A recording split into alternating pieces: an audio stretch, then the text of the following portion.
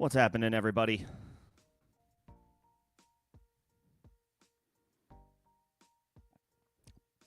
Plenty, I'm sure, to discuss with less than 24 hours ahead of Week 11. Taking your questions, helping sorting out your starting lineup.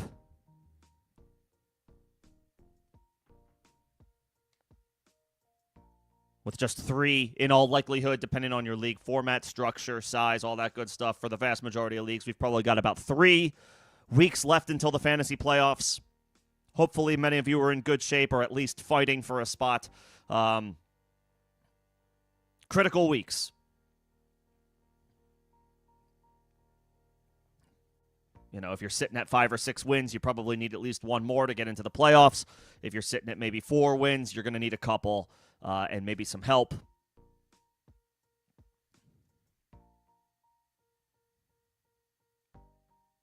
But it's crunch time. It's go time as we gear up and get ready for the fantasy postseason. Couple of quick notes, and then I will start to get into your questions. Let's see. The latest injury updates that I have.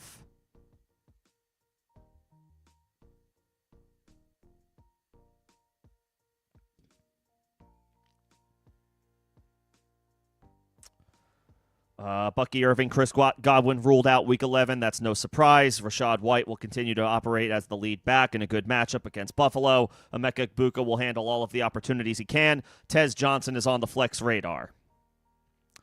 Rico Dowdle will off the injury report, good to go as an RB1 against Atlanta. Oronde Gadsden, Chargers tight end, not on the injury report for Week 11. He's a top 6 tight end tomorrow against Jacksonville. Quentin Johnston listed questionable. I think he's expected to play. Lamar Jackson, good to go. Drake London, questionable for Week 11 with an illness and a back injury. I haven't seen that he's actually in any danger of missing the game. Darius Slayton listed out for Week 11. Wan'Dale Robinson will probably see a bump in opportunities, as will Theo Johnson. Perfectly fine streaming options with Jameis Winston at quarterback, as is the Green Bay Packers defense. Josh Plummer off the injury report for Week 11, as is Khalil Shakir. So Josh Allen has his, overall not very exciting, but still complement of wide receivers. He will not have Dalton Kincaid this week. He is out with the hamstring injury. Dawson Knox probably has streaming appeal in deeper leagues, but, probably at least 14-team leagues. Isaiah Pacheco out for Week 11. He may miss a little bit more time here. Kareem Hunt will operate as the lead back once again in a tough matchup against Denver. You're pretty much hoping that he falls into the end zone. Brian Thomas listed questionable for Week 11. I'm not dying to go back to Brian Thomas in your starting lineup, but depending on your other options, you may have to. You may not have another choice or a better choice. Brenton Strange listed out for Week 11. Parker Washington off the injury report for Week 11. I believe he was a midweek injury add with a hamstring injury. At least he's off the injury report, so you can trust him with a little bit more wide receiver 3 appeal this week. Romeo Doubs off the injury report for Week 11. This is a great matchup for him against the New York Giants. I think him and Christian Watson are both on the wide receiver 3 radar with upside given the matchup. Rashad Bateman, Justice Hill, both out for the Ravens Week 11. So in a tough matchup against Cleveland, Lamar down a couple of pieces, his deep threat and his third down back. Sam Laporta, I just made a short about this. Not only is he out tomorrow night on Sunday Night Football, he has been placed on injured reserve. He will miss at least the next 4 games with this back injury that is more serious than I think anybody anticipated or realized. I'm not going to really advocate for Brock Wright. I think it's just going to be a more consolidated opportunity and target share for Amon-Ra, Jameson Williams, and to some extent Jahmyr Gibbs, maybe even David Montgomery. They're just going to continue to funnel work to their high-end talent, especially in a massive game, pretty much like with the conference, the number 1 seed very much in play against the Eagles. They're going to lean on their top guys. Let's see. Dalton Schultz is good to go for Week 11. He's been playing well. Caught a touchdown from Davis Mills last week. Davis Mills will be starting for the second straight week. C.J. Stroud continuing to recover from the concussion.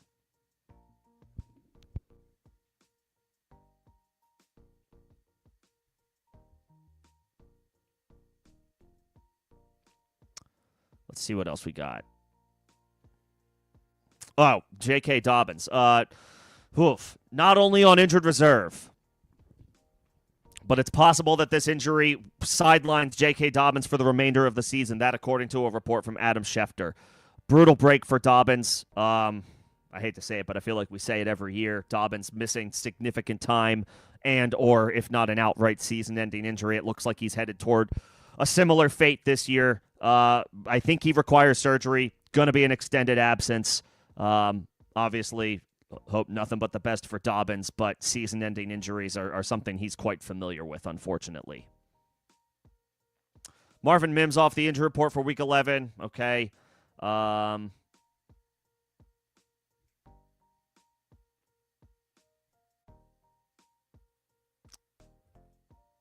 And I think that's all of the big updates for injury updates and or availability.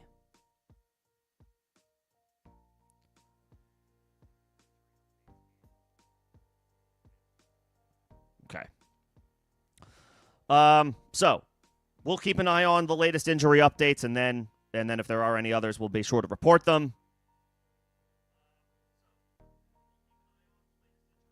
And can start taking your questions.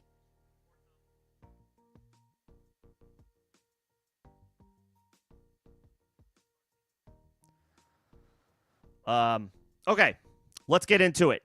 If you've been here before, welcome back. If you are here for the first time, welcome in. I'm streaming on multiple platforms, desktop and mobile on YouTube. They are two separate streams, so different questions may be coming in from both of them. You may not see all questions in your specific chat. I am also streaming on Twitch. Hello to my friends on Twitch, anybody who's following on Twitch. There will also be questions coming from over there, so you may not see all questions come into your specific chat room, but I will make sure to highlight them as I get them so that everybody can see them. Members will get first priority responses to their questions and comments. That is a perk of being a member of the channel. It does not matter when a member sends in a question. It could come after somebody else, a non-member, has been waiting for 20 minutes. I will get to the member questions first. You can find more details about becoming a member in the first link in the description of this live stream and all videos and streams on the channel. You will get fast-tracked responses to your questions if you sign up. You can also send a super if you are feeling generous enough. That would also be a way to jump the line and get your question answered out of order. If you are not a member and you do not send a super, I will get to your question, but I do ask for some patience. I have to get to the paying customers first. But I appreciate everybody being in here, coming in, hanging out. If you are enjoying the conversation, whether you're a member or not, if you could just like the stream, however you're watching, wherever you're viewing from, that helps me out for algorithm purposes. Appreciate that in advance. I see, as far as my members, I see Greg, I see Nino, I see E111.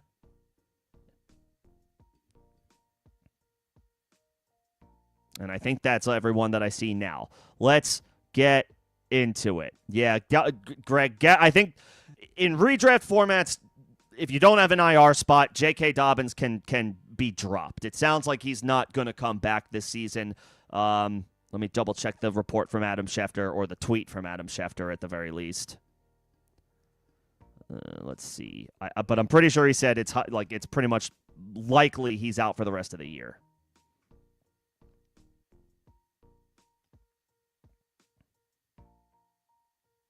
Dobbins' foot injury will require surgery and likely end his season. He could be ready in February if the Broncos make the Super Bowl. Yeah, in redraft formats, that pretty much seals the deal. J.K. Dobbins can comfortably, sadly, unfortunately, he can be dropped. You can move on from J.K. Dobbins. If there's not an obvious name that you're looking at on the waiver wire that you can pick up, Tyler Bidet, Jaleel McLaughlin, these are the guys that obviously are next man up. Behind R.J. Harvey, who obviously sees a significant boost in opportunity for the rest of the season. And then, of course, Jaleel McLaughlin, Tyler Bidet will mix in as well. So if you do have J.K. Dobbins like Greg, we can sort out potential pickups because it sounds like he can comfortably be dropped.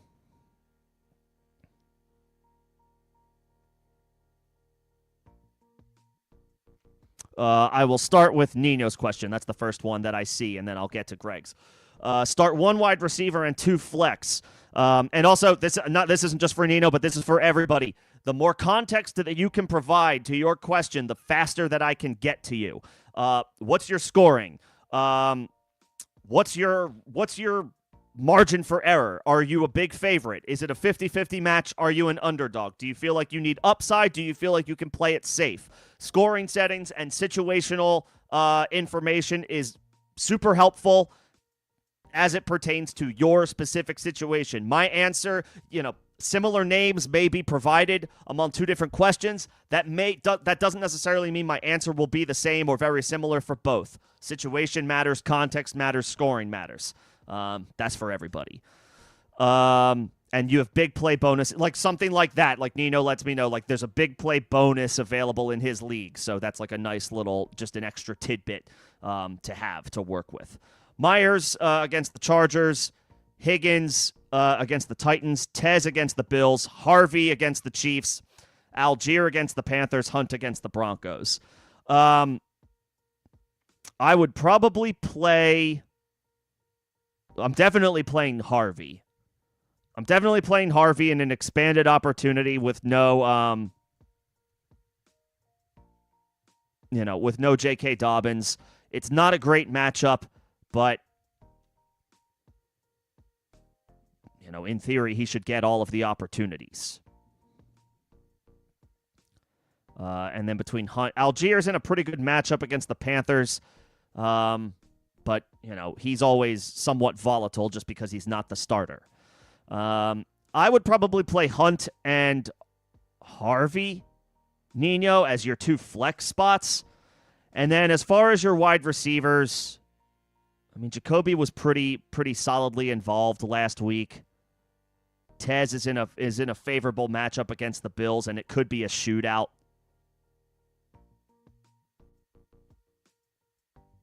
I like Jaden Higgins, but he's less trustworthy week to week. I will say your wide receiver. I'll say Tez, Nino. Better quarterback play, Baker Mayfield. More opportunity. No Chris Godwin. No Mike Evans.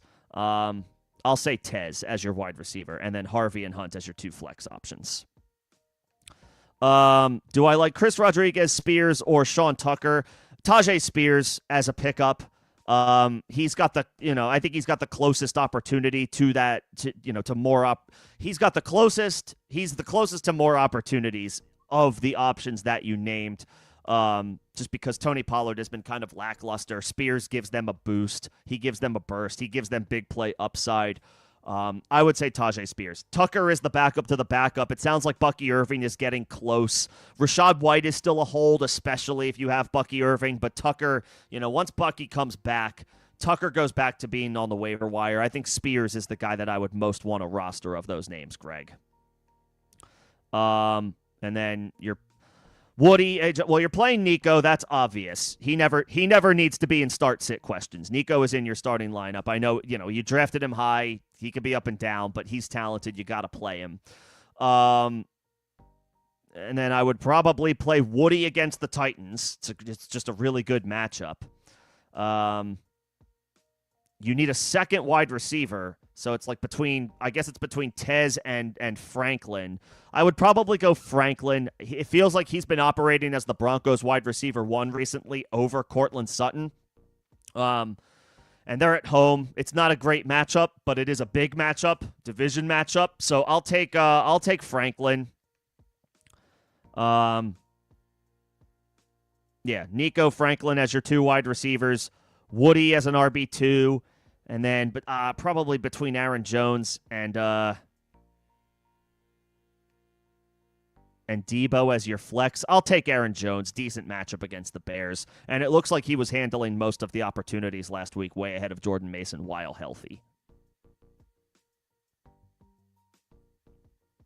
Yeah. Nico, Franklin, and then Woody, Aaron Jones. Yeah, that's what I would do. Nico, Franklin, Woody, Aaron Jones. That's where I would go. What's going on, Jake? Good to see you. Can you move Dart or Burrow to upgrade your running back? Of course. if you can make it happen, then at the very least, toss the feelers out there, send out offers if you feel like, if you want to move off of one of these guys. I don't know who your starting quarterback is now because you're not playing either one this week. They're both out. Achane, Henderson, Harvey, Vidal, Charbonnet is solid, but Vidal may be losing some value in a couple of weeks if Amarian Hampton is on track to return in Week 13, which has been the most recent reports.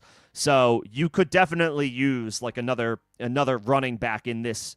And honestly, you could fire Vidal in a trade as well to try to get somebody who has a little bit more value for the rest of the season after Hampton comes back and likely kills some of Vidal's value, if not all of it, eventually. So, sure, see who needs a quarterback, or if there's anybody in your league who's hurting at quarterback and wants to stash one of these two guys for when they return and can give you something. You may not get much for a quarterback if it's not a super flex league and both guys are unavailable, but sure, you can try. You can try.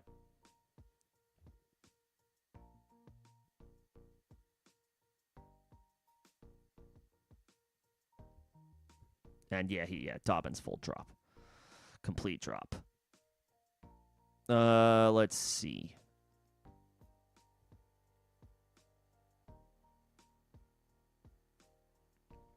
Just working through member questions first. 1 wide receiver, 2 flex. Brian Thomas, Judy, Johnston, Tucker, Bill, DeMercado.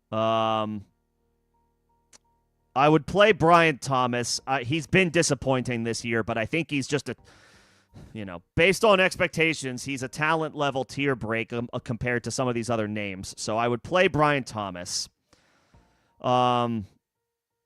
That's Trey Tucker. Sorry, I thought Sean Tucker. That's Trey Tucker because it's Dallas. Trey Tucker's in a decent spot. That is a good matchup. So that might be one of my other 2 flexes. I don't really trust Judy. I know he caught the touchdown last week. I don't know that I necessarily want to chase that. I like Quentin Johnston. It's a solid matchup for him.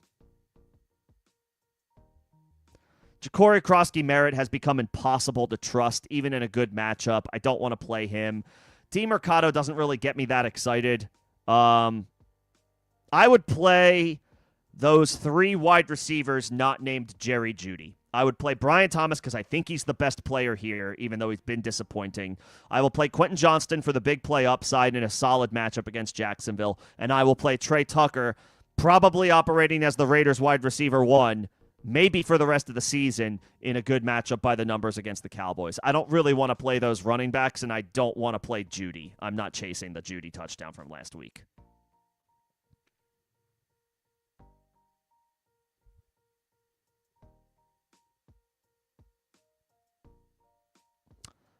Greg, I didn't realize you're 7-3. Nice. That's well done. So you're in good shape for the playoffs.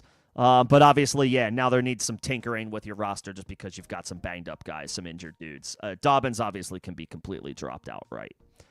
But well done with the good record. A.J. Brown or J-Mo? This is a fascinating question. The matchup is favorable for A.J. Brown, who I know has been really disappointing. J-Mo gets a boost because Sam Laporta is not only out for this game, but out for at least the next 4 games. So J-Mo's looking good as far as like increased value and opportunities, probably for the rest of the season, because by the time Laporta comes back, it's the fantasy playoffs. So J-Mo has some big-time rest of season value. It is a tougher matchup against the Eagles, but this is a big-time, prime-time matchup.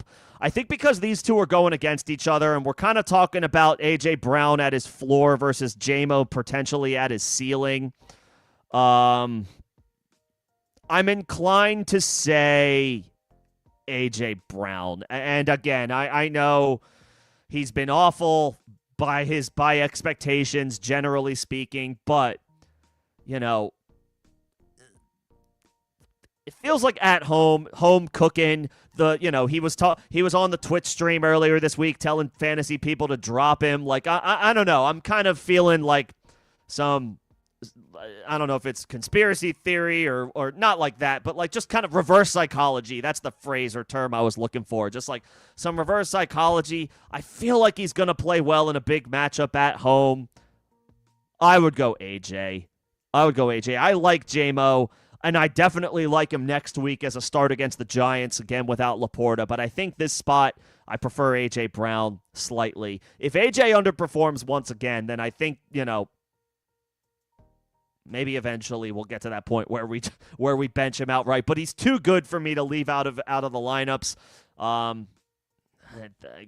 It's like at some point at home in a big game with the conference on the line, I would think you get your wide receiver one involved. I'll say AJ Brown.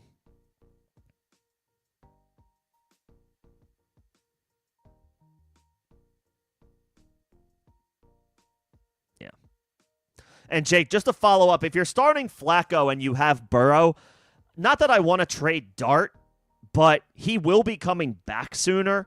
And if you have both Burrow and Flacco, then you can make that seamless switch from Flacco to Burrow when it happens without having to wonder when it's going to happen if you were to trade Flacco away. So Dart might fetch you more. That's all I'll say. I quite like Dart rest of season when he comes back.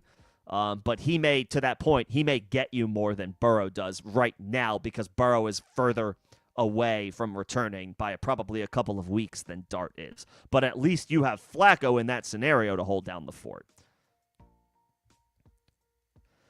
Let's see. This is 7-point receiving touchdown. These are crazy bonuses. I like it. I like crazy scoring. Quentin Johnston, Addison, Montgomery, DJ Moore, Parker Washington. Addison gets the Bears. I kind of like that, even though the Vikings offense has been up and down with J.J. McCarthy. Johnston, again, decent matchup against Jacksonville.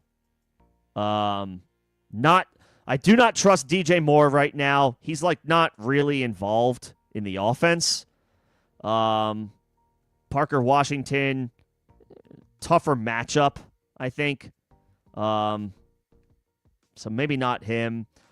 I'll say, and Montgomery against the Eagles on the road, that feels like a pretty tough spot. Since you get big plays for big catches and bonuses, I'll say the guys who can run down the field and make big plays. That's Quentin Johnston and Jordan Addison. Those will be my official suggestions from these guys, E111.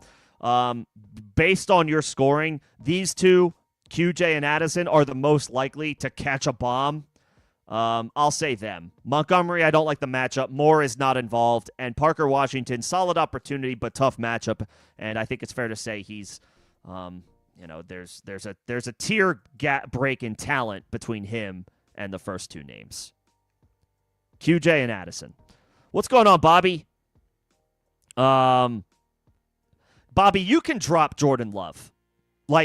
Just drop him. His wide receivers are all banged up. He hasn't been performing. The offense has been struggling. I would just play Jacoby Brissett this week and next week, and we'll figure out quarterback maybe down the line if we need to pick up a QB2. Jordan Love can straight up be dropped. He is not in consideration for me at this time. But if you want to hang on to him, leave him on your bench. I would play Brissett. Jacobs, Javonte, Dowdle are all in. And then your two wide receivers are Jefferson and Rice. Yeah, play your first three running backs, play your first two wide receivers, and play Jacoby Brissett. I don't want to play Jordan Love. That Packers offense is not great right now.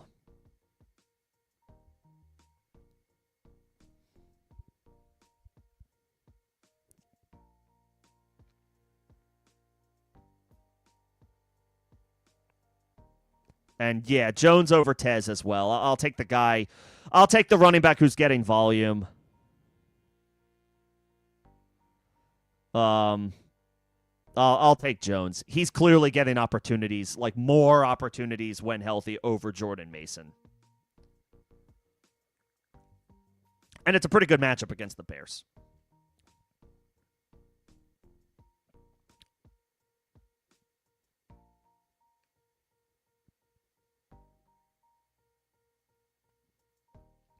Yeah. I get it. I get hanging on to your guys. Um, I used to always want to have, the players on my favorite team on my roster. I don't if it happens, great. If it doesn't, fine. I want to field what I think is the best roster. And Jordan Love in one quarterback leagues, just he isn't giving you that right now. Maybe in a couple of weeks he gains a little bit of value back when Jaden Reed comes back, but he's coming back from a serious injury. Like, we're not 100% sure what we can expect from Jaden Reed. Dontavian Wicks is not that good. No disrespect. By NFL standards, he can't catch the ball. And Tucker Kraft is now lost for the season, which I think was probably the most significant loss for Love and this offense. You obviously hang on to Josh Jacobs, and Christian Watson is a solid flyer. So is Romeo Doubs. But, like, Love himself, I just don't think there's enough healthy options right now with enough experience where Love can regularly be relied on week to week.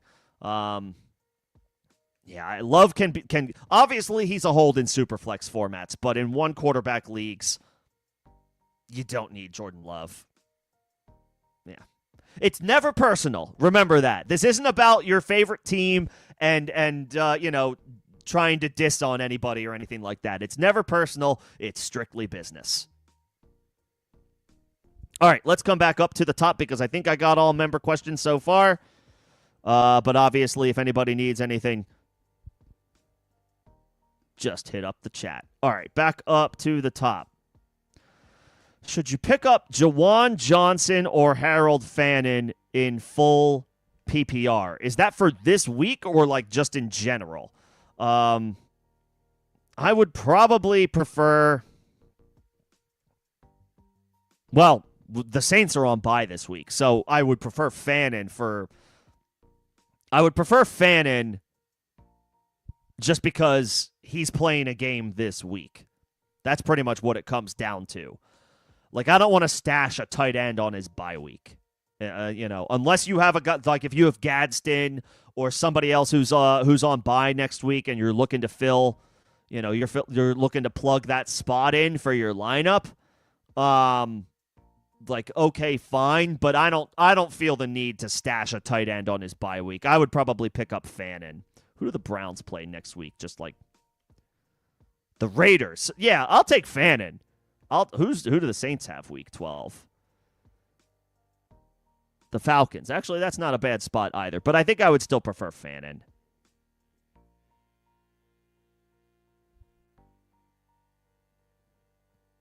Yeah.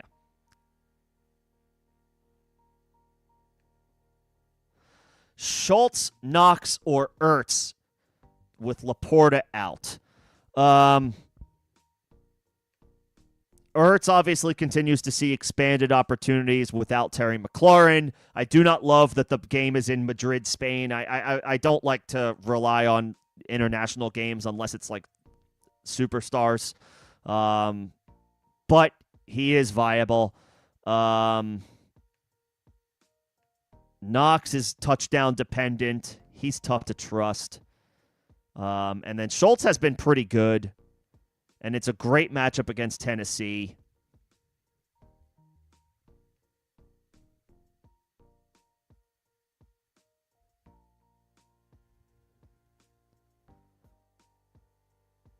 I'll take Schultz. I don't mind Zach Ertz. Like, I truly don't. Like, Ertz is in a decent spot, and the matchup is really good against Miami. I just feel like the higher there's a greater likelihood that international games are flukier, are wonkier. It's a long trip.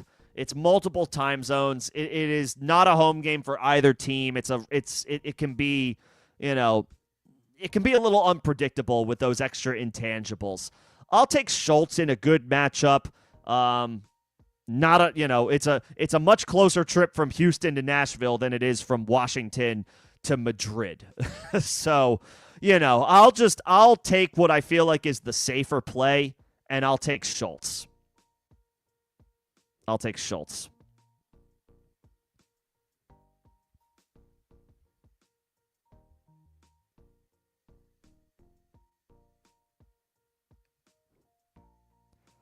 And I did check my connect. Thank you for calling it out. If I was sounding choppy or for having connection issues, I did check it. I think I'm all good, and I haven't seen any other. Maybe there was just like one gap or one delay, but hopefully it's over now.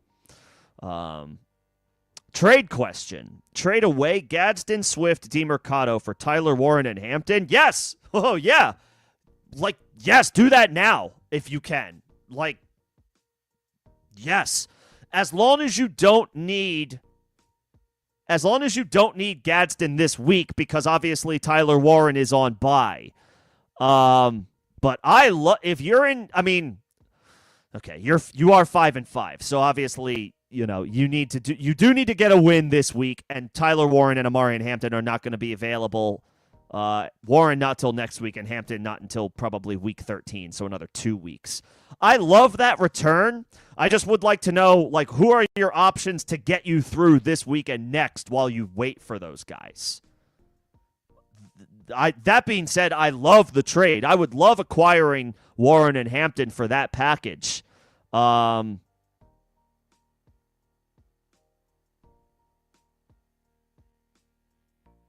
I would like to know who are your guys that you're relying on this week if you do trade away Gadsden. Because he is a top 6 option this week. And if you're 5-5, obviously you're fine being at 500, but you're not going to probably, with a record like that, you're probably not going to officially have a chance to lock up a playoff spot literally until the final, like the last couple of weeks. So I want to make sure that you're well protected from trading away pieces that can help you now in exchange for pieces that'll help you later. You want to make sure you're alive and in good shape for when those pieces return for you. So who are you playing this week if you were to trade away Gadsden? That's what I would like to know. But in a vacuum, yes, I want to do that trade. Flacco or Darnold? You're starting Higgins. So play Flacco. I mean, you get the stack, and I think it's a better matchup anyway. Pittsburgh's pass defense hasn't been very good. And the Bengals are coming off their bye, so they're rested. I would play Flacco. I would play Flacco and stack it up with Higgins. And then Woody or Odunze in the flex. I like Woody Marks this week. He's got a really good matchup. Odunze obviously has been a little disappointing, and it is a slightly tougher matchup on the road.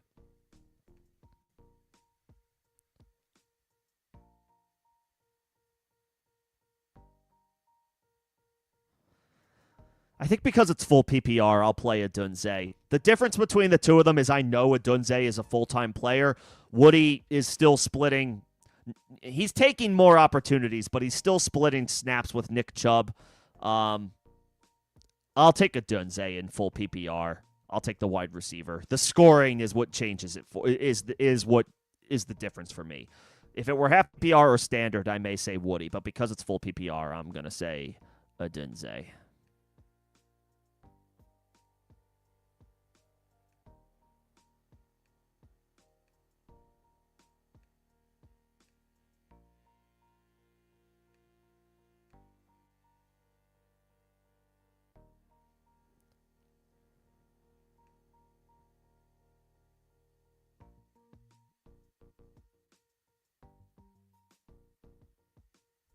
All right. Where am I at?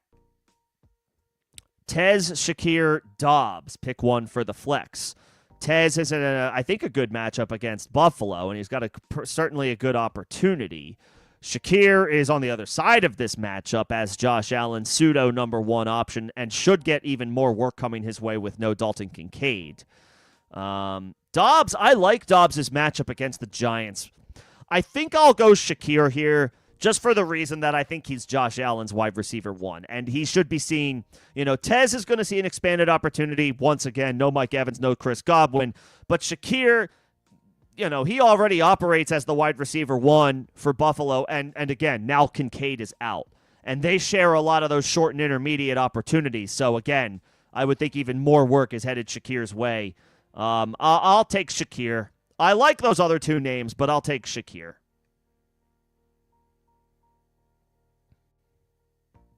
Okay, I got the member questions. If any members need anything else, just let me know. Flex Adunze, Kyren, or Pearsall. Probably Kyren. Probably Kyren.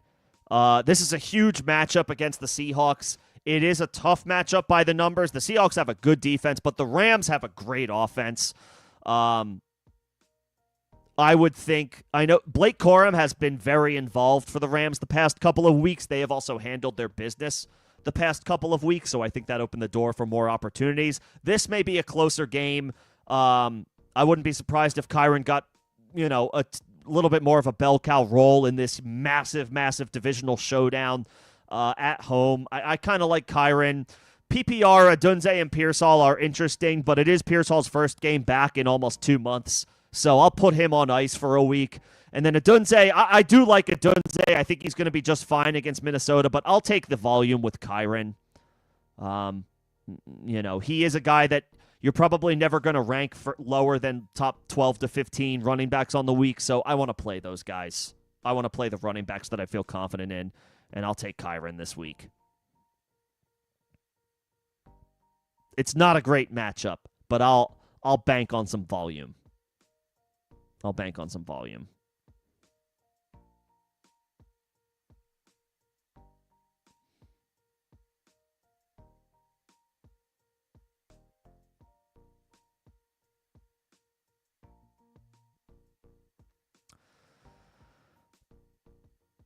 Let's see. Would I drop Brian Thomas for Alec Pierce? Not this week. Not this week. Let's see what Brian Thomas does first, because Brian Thomas is playing this week and Alec Pierce isn't. I get your thinking. You're trying to get ahead of of waiver claims, but what if Brian Thomas has a good game this week? What if Brian Thomas has a game closer to expectations that we had for him? Based on where we drafted him this past offseason. I know it's been disappointing. I know it's been struggling. Like, he has struggled. I don't think I would drop him for a player on his bye week, because then if you do and he has a good game, now he's going to be the one on waivers that everybody's clamoring for when you already had him on your bench. I think it'll be easier for you to get Pierce this week, because nobody's going to be clamoring for him while he's on his bye week, as opposed to dropping a guy who I know has been disappointed, but he is playing this week. Let's wait and see what happens before we get rid of him.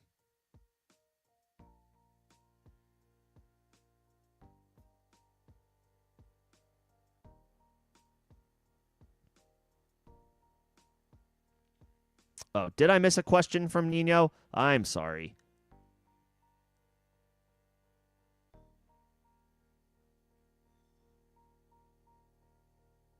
Where was that?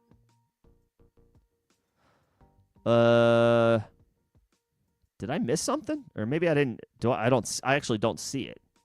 Hang on. I'm looking.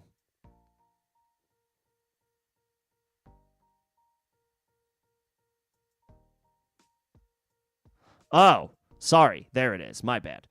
Sorry about that. You're thinking about Isaiah Likely. My bad. I thought I saw this and then I must have missed it. My bad. Likely or Barner. Yeah, Likely, I guess, could see increased opportunities. No Bateman, no Justice Hill. Barner, yeah, slightly better matchup.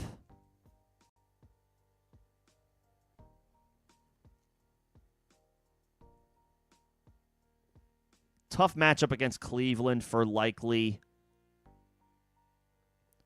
I would need to take a look at this. What have they done recently?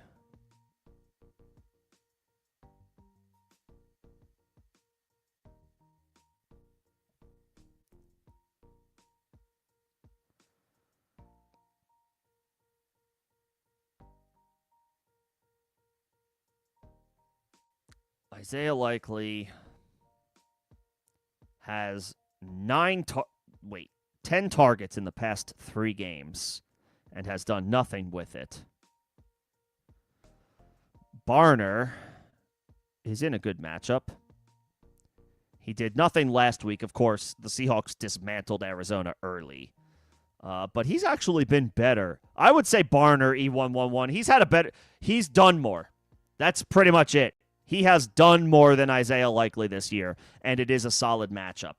And I know some of that is, Likely I missed some time at the beginning of the season, and then Lamar Jackson missed time, so it's been a weird, fluky season on offense for Baltimore up to this point. But nevertheless, Barner has simply done more. And, the Seahawks aren't going to blow out the Rams the way they blew out the Cardinals. Barner is going to have increased opportunities in this game compared to last week. I'll play Barner.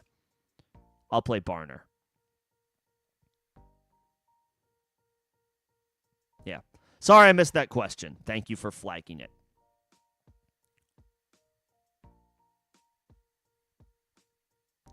Okay, I got the Brian Thomas for Alec Pierce question. I got the Adunze Kyron Pearsall question. I am here. Would I trade Javonte for Justin Jefferson? No, probably not. You have Achane, you have Javonte, you have Jaylen Warren, you have Woody Marks, and then at wide receiver you have Nico Pickens, Olave, Pittman, and Terry. Yeah, especially since you just lost Dobbins. You are stronger at running back than you are at wide receiver, but I don't want to trade those running backs. Well, at least not for Jefferson. Jefferson's ceiling is not the same this year as it usually is. He is still excellent. He is still an incredible wide receiver and one of the best in the NFL. But J.J. McCarthy is essentially a rookie taking his first lumps, his first opportunities, his first steps at the NFL level. There are going to be, and there have been, and there probably will continue to be up and down performances from here on out. Jefferson will have his weeks. He will also have his other weeks where I think he will leave you wanting more. Javonte has been an RB1 for fantasy, and Jefferson doesn't have the same, the confidence level that he will dominate week over week is not the same as it has been in prior seasons. No, I would keep Javonte Williams. I would not trade for Justin Jefferson.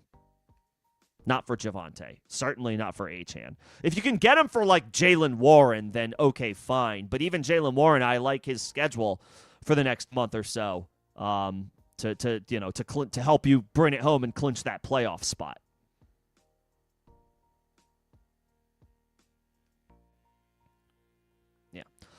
Wandale, Dobbs, Tet, Rachaad White, Debo, Trey Tucker. We're picking 3 in half PPR. I will take Rachaad White. He will get the yeoman's amount of work in the backfield with no Bucky Irving for at least one more week.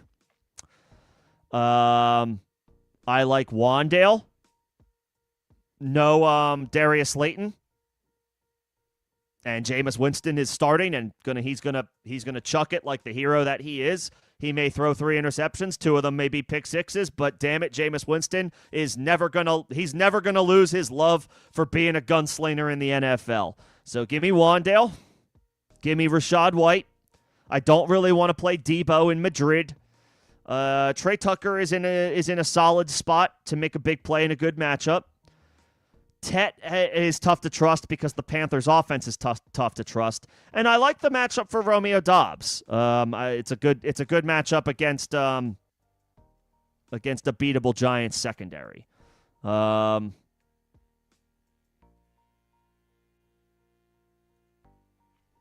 think my answer is Doubs for like a little bit more of a safer floor play. Tucker might be a little bit more of like he may have a little bit more big play upside to him, Trey Tucker. A little bit more of a deep threat, a little bit better of a matchup, but I think Doubs is a slightly more complete receiver.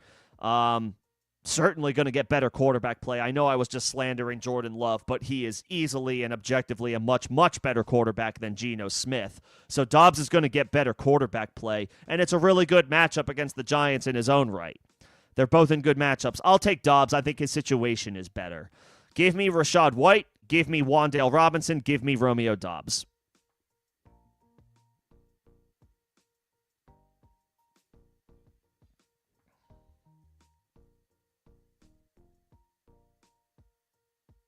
I got all these member questions. Appreciate all my members. Appreciate their continued support. You're welcome. Pick 1 in half PPR. Woody, Tet, Shakir, Monangai, Tez Johnson. A lot of interesting names here. A lot of intriguing options. In half PPR, I like the matchup for Woody, but again, I'll go back to Khalil Shakir. I think he gets a boost this week. Him and Dalton Kincaid run a very similar portion of the route tree, right? Short and intermediate routes, run after the catch opportunities. No Dalton Kincaid. I think that necessitates more work, more opportunities for Shakir, for Josh Allen in a potential shootout against the Tampa Bay Buccaneers. I'll take Shakir at home, catching the ball from Josh Allen. Potentially more work coming his way with no Dalton Kincaid. I like all of those names. Definitely some good options to help with your depth the rest of the season. But I'll take Shakir.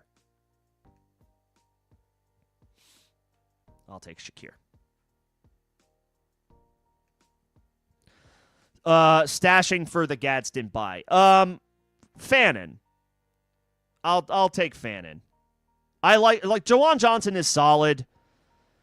I'm just I'm not going to be able to trust. Well, I guess it's hard to trust the Browns offense too, but the Saints offense almost feels a little bit more challenging to trust.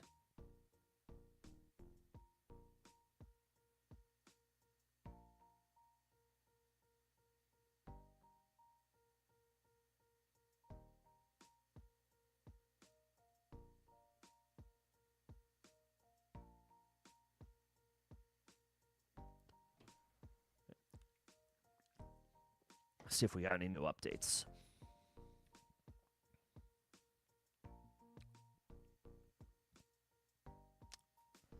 DeMarvion Overshown for the Cowboys, not on the injury report at all on Monday. He may play the whole game. I did suggest the Cowboys defense as a contrarian, interesting streaming option this week against the Raiders with him back and also the trade of Quinnen Williams.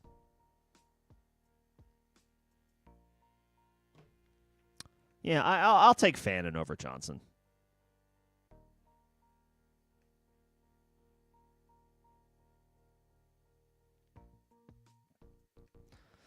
Yeah, the Laporta injury sucks. That one, I don't think anybody saw that one coming.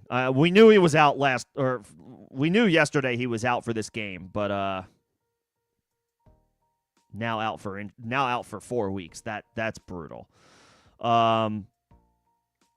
If you have Goddard, I would not pick up any one of these guys unless, I would rather you pick up a running back or a wide receiver, depending on what your depth looks like. Since you already have Goddard,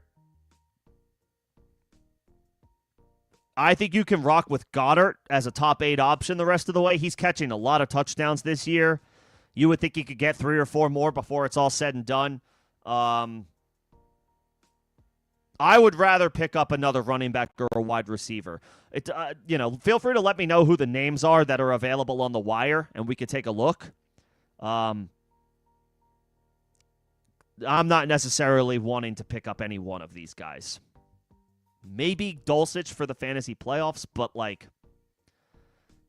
if you have Goddard, I'm not ever. If you have a healthy Goddard, I'm not going to suggest benching him at any point for Dulcich in all likelihood. I would say pick up a running back or a wide receiver.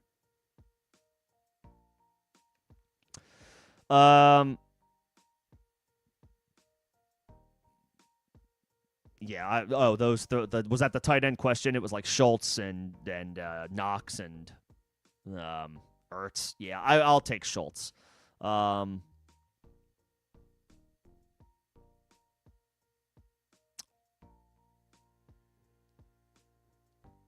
You have Pittman. He's on bye this week, right? Oh, okay, right. This was the trade question. Thank you.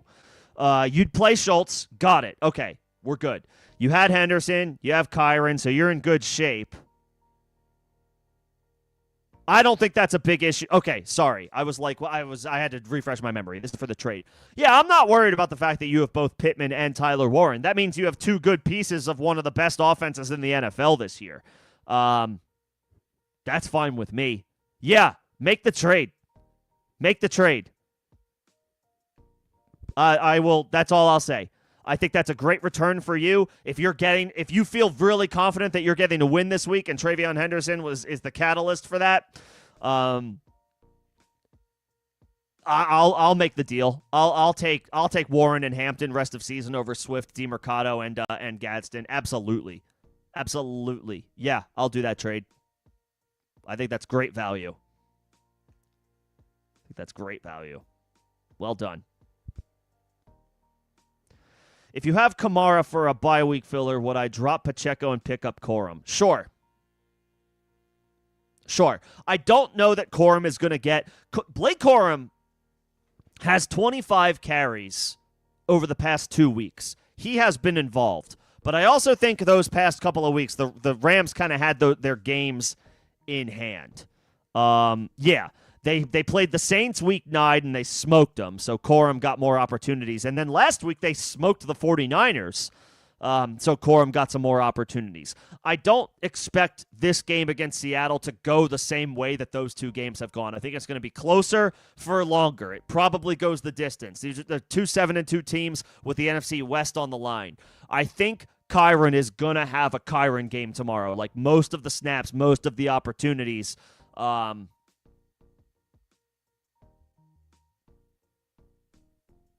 I like Kyren tomorrow. That being said, if you want to pick up Corum because he's healthy and Pacheco isn't, that's fine. I don't have a problem with that.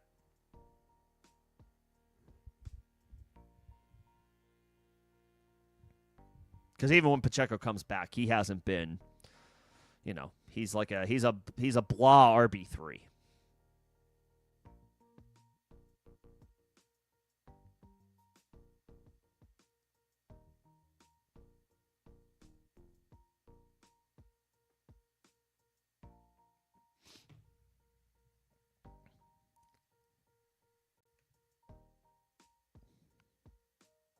Oh, sorry. I need to get my member questions. Bobby's got one for me.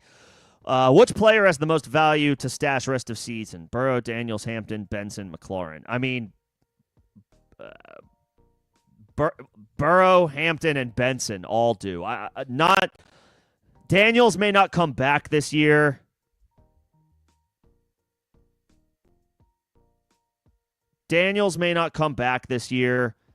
And if he does, it could be short-lived. The Commanders are hanging on by a thread.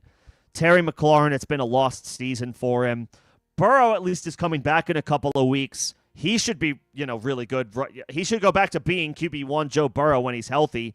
Hampton will go back to retaining RB1 opportunities for the Chargers when he's back. I'm less excited about Benson, but he should be the RB1 whenever he comes back for Arizona.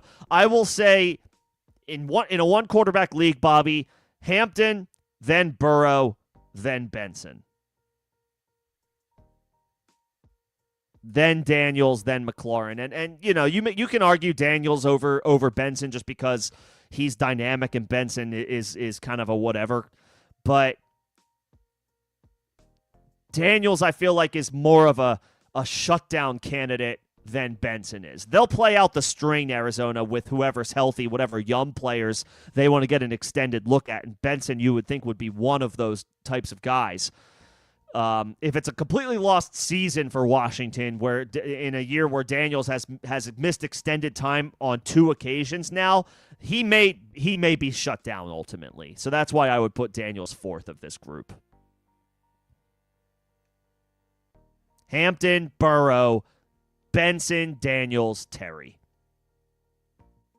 In that order from best to worst. And you just had a trade offer. Love, Jacobs, and Jefferson for, is that Daniel Jones? Who I'd rather have than Love.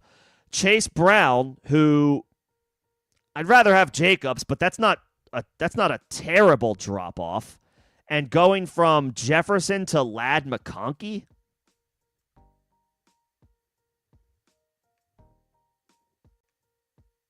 That's interesting.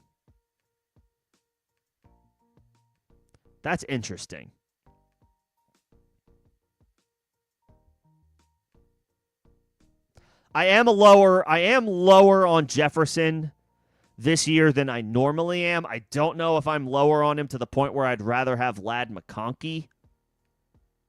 I would definitely rather have Daniel Jones than Jordan Love by a pretty solid margin, actually. Jones is on the best offense in the NFL. Love has been kind of disappointing. I'd rather have Jacobs than Chase Brown, although Burrow coming back makes Chase Brown a little bit more interesting. And I guess I think I'm okay. Actually, I think I'm okay with this, Bobby. You would be giving up your Packers. So you gotta make this trade. You have to decide if you want to make this trade with your head or with your heart. And I know that sometimes those can be difficult decisions to make. I think I would do this. Because I would rather have Jones than Love. I do think Ladd McConkey has been a top 5 wide receiver since week 5. Jefferson has been more of a low-end wide receiver 1, high-end wide receiver 2 since then. And Justin Herbert right now today is a lot better than J.J. McCarthy. So I think Ladd is in a much more stable situation than Jefferson is for this year. Maybe not forever, but for this year. I would make this trade, Bobby. I would do this. Yeah. I think you upgrade at quarterback and wide receiver, and I think you only take a slight hit at running back. Yes, I would make that trade. I would. You got to give up your Packers. That's the only thing. You got to give up your Packers. But I think that move would be a good one to take. If somebody offered me that for the package that you have, I'm pretty sure I would say yes.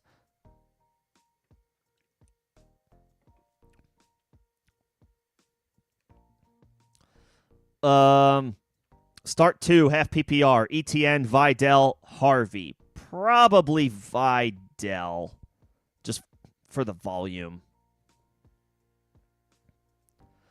I like Harvey, but Harvey's very, very interesting. Sean Payton does have a tendency, a history of deploying multiple backs in his backfield, so I do not think Harvey necessarily. He's going to be the 1A. I don't know if he's going to be the bell cow. It wouldn't surprise me to see McLaughlin and or Tyler Bidet, somewhat decently involved tomorrow. I'll say Vidal for the volume. And then ETN, he's actually been ceding some opportunities to Bishal Tutin. And it's not a great matchup, actually. The Chargers have a good defense.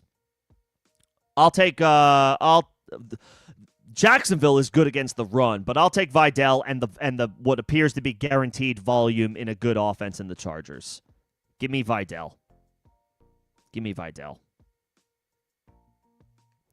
Okay. Now I will get to this question. Appreciate everybody's patience as I work through member questions. Trade away Emeka Egbuka and Rome Odunze for Jefferson and RJ Harvey. No.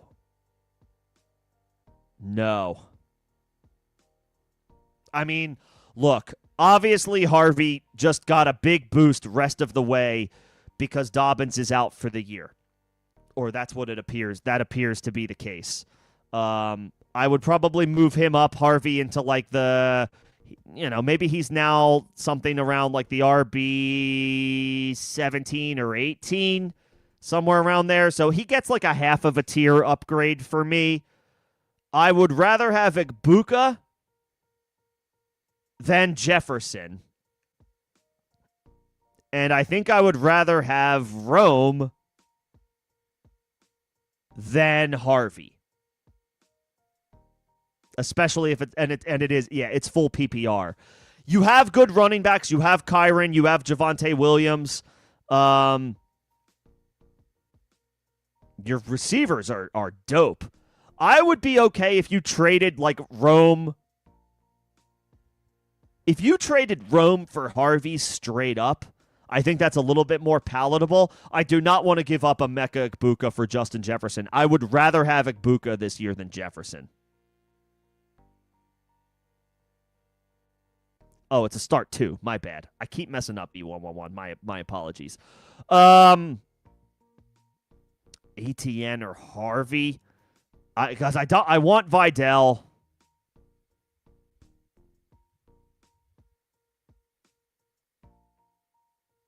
I'll take ETN. He has been operating as the team's RB1. Let's see, since you yes, there are situations where I'm going to tell people start RJ Harvey this week. You, E11 specifically, you have other guys that I feel pretty good about. I feel solidly about. I'll play those guys and give it a week until we see what the Broncos backfield breakdown looks like without J.K. Dobbins.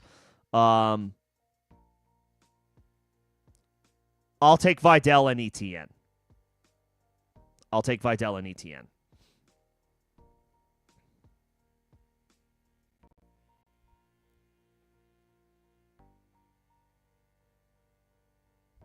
Yeah.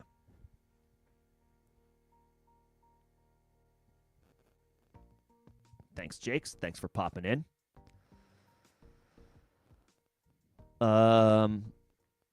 Let's see. Full PPR, Taylor, Rico, Bucky, Judkins, hell yeah, and RJ. And then you have Rashee Rice. Okay, so your wide receivers are hurting a little bit, but honestly, not too bad because Rashee Rice is a stud. Bucky's coming back. You're definitely not trading Taylor. I really don't want to trade Rico. I don't want you to trade Judkins and RJ Harvey for Nico Collins. I think Judkins alone should be enough to take a shot on that.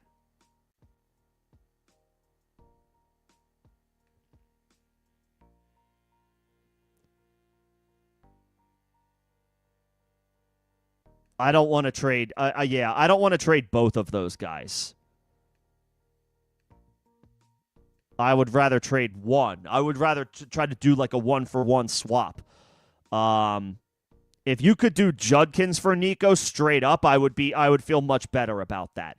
Don't trade both of those guys because then you'd be trading 2 running backs without getting one in return. And I don't like that as much. I think one running back, a guy like Judkins, who has been awesome for the most part this year. I know he struggled last week. I would think one of those guys is enough for one wide receiver. I'm not trading 2. But Judkins should get the job done. And I'm okay with you trading Judkins if you can make it a 1-for-1 because Harvey appears set to emerge and you already have anchors in Taylor and Rico and Bucky when he comes back. So try just Judkins for Nico. I think that's fair. I think that should be enough to get something done. Or wait, did you do a trade? Did you already do it? You went from Nico and Woody Marks for Judkins and Harvey. Okay. Actually, I don't hate that. You may have, obviously, you're running the risk. You traded Harvey before we got to see him without Dobbins. But you got a running back in return. That was what my initial concern was, you trading running backs away without getting one in return. So you got one in return. That's fine. You upgraded at wide receiver. You still have Taylor, Rico to play this week. And you could honestly play Woody Marks in the flex if you wanted to this week. Yeah. I'm okay with that. I'm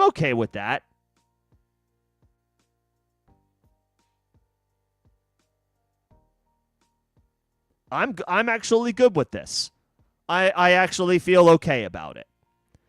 Judkins and Harvey feels like a little bit much to give up, but Nico is a top 12 to 15 wide receiver in full PPR, and you got a running back in return, and you've got good running backs already. I'm okay with this.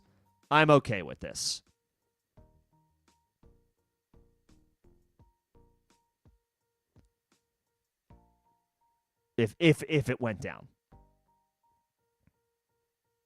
But I would, if the trade hasn't happened, maybe try Nico for Judkins, just that. But I would be okay with either variation of these deals. Let's see. I got the member questions. Just making sure. I missed E11 a couple of times. My apologies. I got to stay on top of it. I will be better. Should you trade Khalil Shakir to acquire R.J. Harvey? Sure. I mean, if you're like you said, if you're light at running back, if your wide receivers are good and you could use another body at running back, I think that's fine. I think Harvey upgraded, obviously, with the loss of Dobbins, unfortunately. Yeah,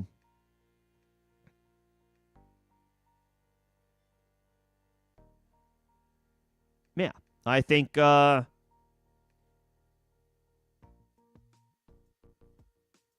okay with this.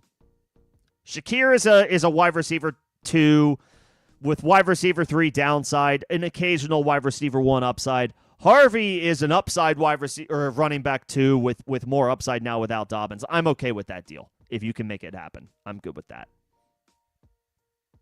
I'm good with that.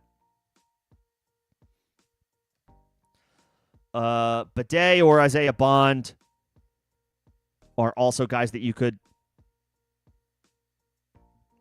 grab. Yeah, I mean, look, Goddard has been, I know his track record isn't great, but we don't want to, you've already lost one of your tight ends. I don't want to keep filling that void with more dart throws at tight end. I'd rather fill that void with a running back or a wide receiver. Like, Goddard has only missed one game this year. He's been a tight end 1 4 times, and he's been inside the top 23 other times. Like, he has been very, very serviceable. So much. I mean, he's the tight end 6 on the year in half PPR. I would not worry about, like, so far he's been durable this year. So far he's been solid this year. So I don't want to keep chasing more tight end dart throws to roster for the sake of a potential injury. I'd rather go after a position with a higher injury turnover in running back. Like, Bidet would be perfectly fine for me as a stash for this week, and if he doesn't do anything, then you can drop him for somebody else next week. Like, Bidet is totally fine for me as a pickup if he's the best option at running back. What's going on, Evan? Good to see you. Wilson or Calvin Austin? This is my first Michael Wilson question today, actually. I would have thought that I maybe would have a couple of more with his expanded opportunity tomorrow, since no Marvin Harrison, since he had was it an appendectomy or something like that? Was it, or is it yeah, it was his appendix, right? When it goes, it goes. Wilson or Calvin Austin? I'll take Wilson. I mean, he's got a greater opportunity as he's going to operate as a de facto wide receiver 1. He's not going to operate as target 1. That's Trey McBride, of course, but no Marvin Harrison. Zay Jones, unfortunately, tore his Achilles, so he's down for the count. I mean, we're down to Michael Wilson, Greg Dortch, and I don't even know who else. They might sign somebody off the street. I mean, Wilson should get a pretty solid opportunity tomorrow. I got to imagine at least 7 or 8 targets are coming his way. Austin is in a much more lackluster offense in Pittsburgh. It's a great matchup against the Cincinnati Bengals. I don't know. I just don't trust the Steelers as much. They're such a predictable offense. I'll say Wilson with the increased opportunity.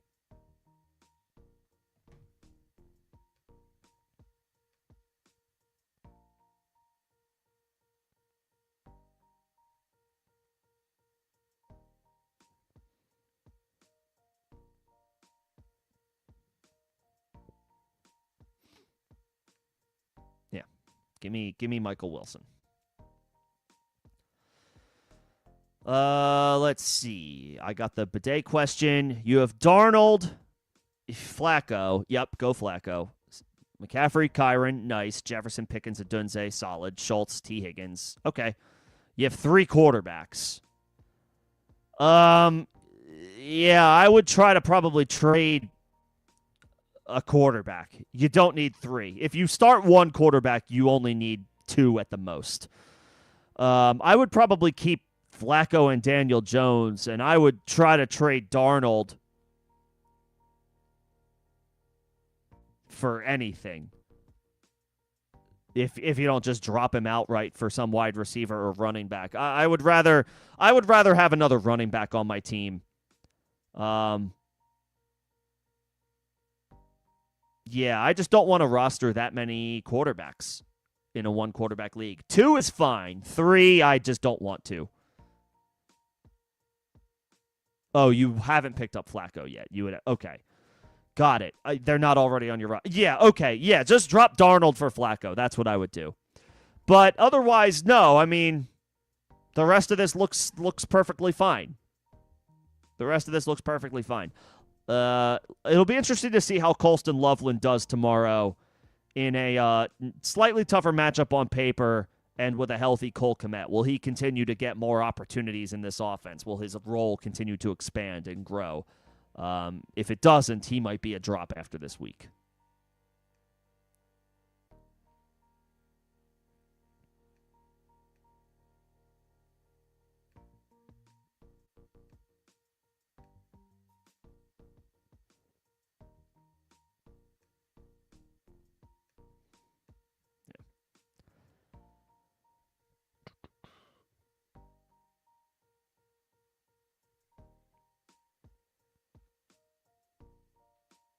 Okay, I got the member questions. Lost Laporta. Steelers, Panthers, Dolphins to pick up. Barner.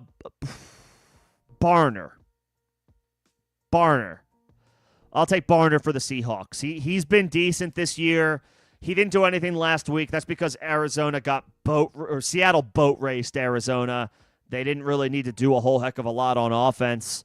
Didn't they get like 2? They got 2 defensive or special team scores. Like their offense didn't need to do all that much. Different story this week against the Rams on the road. Give me Barner. I don't want the Steelers guys. I know, and they're playing the Bengals. I know, I get it. I just don't, like, will it be Jonnu? Will it be Freiermuth? I don't know. I'm not sure. Panthers, no. Dolphins, no. Not in Madrid. I don't want to mess around with that.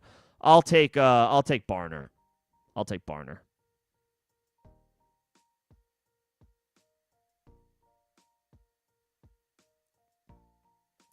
And another question from Evan. I see everybody's questions. I appreciate everybody's patience, but I got to get to the member questions first. That is, once again, a perk of being a member of the channel. You can find more details about becoming a member in the first link in the description of this stream. You have Warren on bye, Fannin on the bench, Musgrave, Freiermuth, Knox on waivers.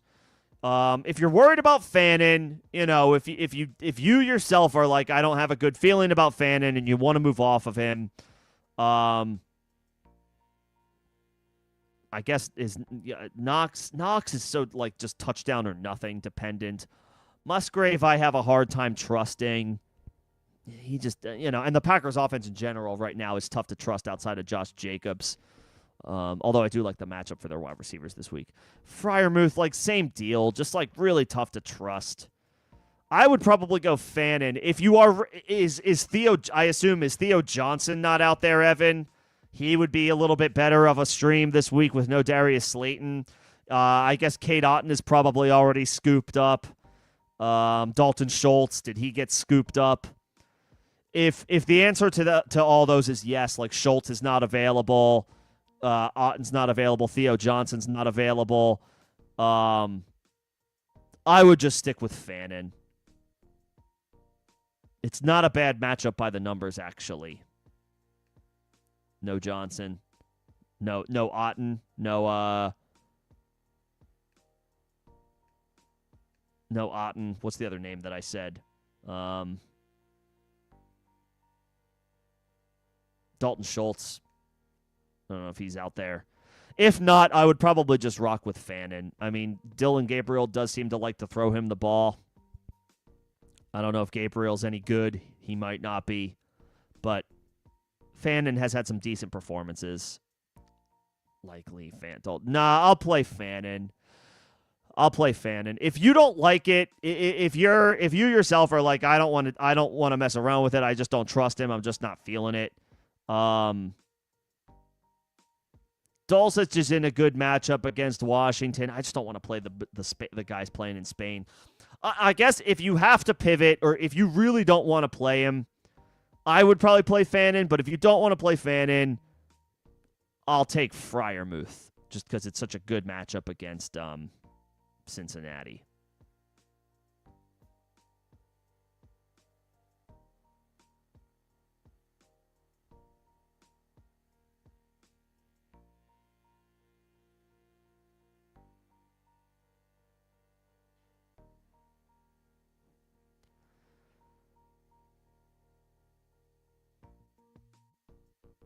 Yeah. Freiermuth if you really don't want to play Fannin. But I would probably play Fannin.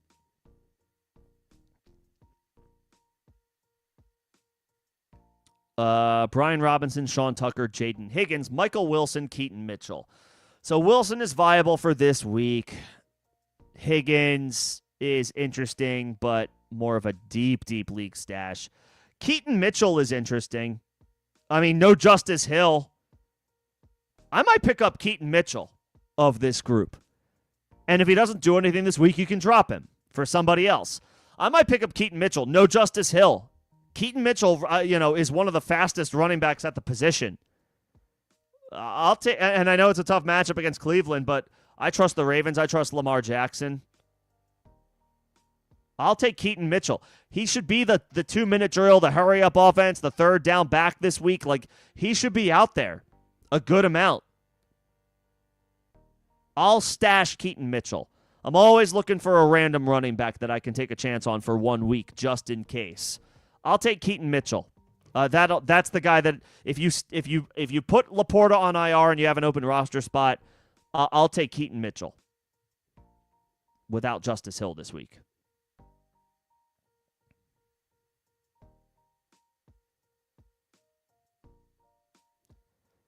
And okay, yeah, let me know how these trade talks go, and if you can get it done, I would be in support of either one. And go Birds. Okay, yeah, drop Darnold, and then, yes, drop Darnold for Flacco. I'm good with that. You need to start one running back, one flex between Harvey, Vidal, Charbonnet, and Christian Watson. And we're not picking up Tyler Lockett. No. I'm playing Vidal. It's not a good matchup, and I know the whole thing. He's been good on, even weeks, and he's been bad in alternate weeks. I'm not playing that game. You just can't. You can't just go off of he's only good every other week. If he's showing you enough every other week, then we have to go to him every week, just in case. And Vidal has guaranteed volume. Amarian Hampton is still out. Najee Harris is out. Hassan Haskins is out. It's Vidal and, Jarrett Patterson. It's not a great matchup by the numbers, but it is a good offense. I would play Vidal. And then, Harvey, Watson, or Charbonnet, I would probably roll the dice on Harvey. We're expecting an expanded opportunity now with no J.K. Dobbins. Yes, it's possible that Tyler Bidet and Jaleel McLaughlin mix in a solid amount. But we've seen the big play upside from Harvey. Their offense sorely needs it in a massive matchup against the Kansas City Chiefs. I'll take Harvey. Charbonnet is the Seahawks goal line back, but he's tough to trust with how much he splits the work with Kenneth Walker. And the Seahawks are not a great running team, even though they are a good team. And then Watson should be fine. He's got a high ceiling, but he's got a low floor. I think I would roll the dice on the running backs here, and a little bit more guaranteed volume. I will take Harvey, and I will take Vidal. Those are the guys I'm playing. Still Michael Wilson, Evan. I don't want to play. Sean Tucker's in a good matchup. No Bucky Irving, and maybe he gets a little bit more involved, but I would think Rachaad White continues to operate. I know Rachaad White hasn't been great, but he can catch the ball better than Tucker. This could be a shootout. And if the Bucs are trailing, Rachaad White's going to be out there, not Sean Tucker. I will take Michael Wilson.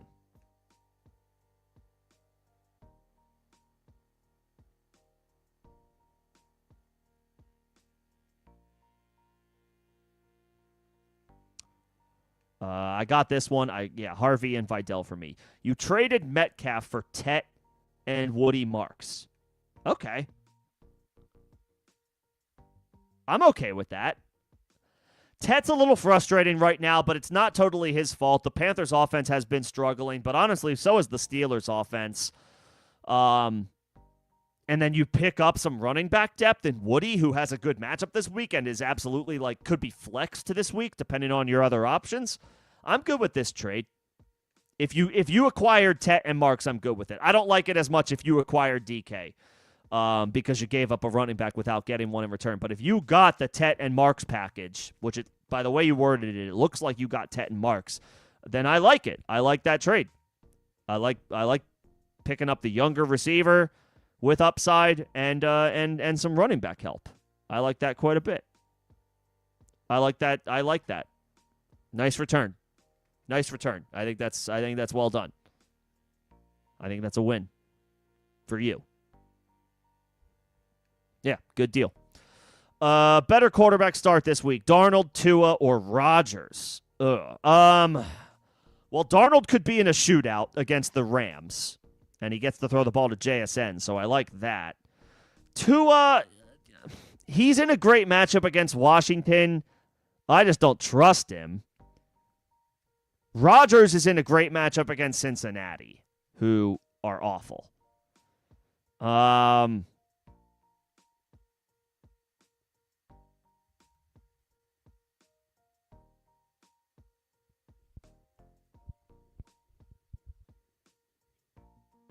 I might say Rodgers, just because it's the Bengals. I think Darnold, I don't trust Tua. He's too up and down, and I don't want to mess around with the Madrid game. The only players in the Madrid game that I definitively want to play are Devon Achane and Jalen Waddle. I don't want to play anybody for Washington unless I absolutely have no other choice.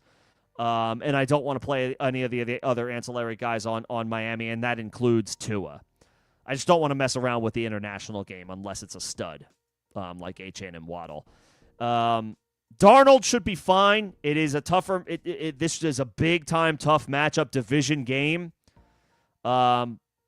Rodgers is in a division game as well, but the Rams have a better defense than the Bengals. Hell, there are some college teams that might have better defenses than the Bengals. That's not totally true, but you get my point. The Bengals defense has been really bad this year, and they're without Trey Hendrickson and Shamar Stewart. Rodgers, Steelers offense and their weapons aren't great, but this matchup is. I'll take Rodgers.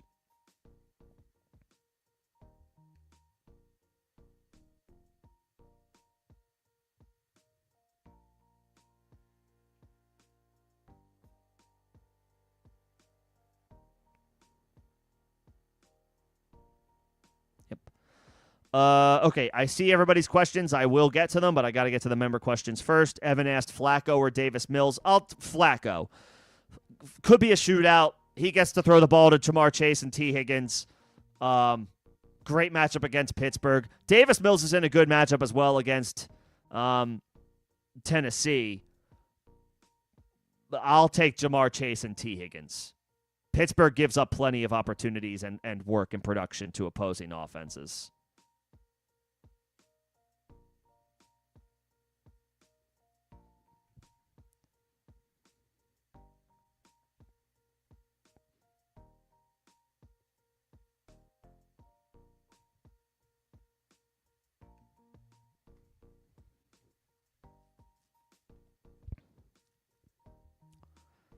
And then Debo or Michael Wilson. I mean, that might be the cutoff where I say, okay, fine, play Debo.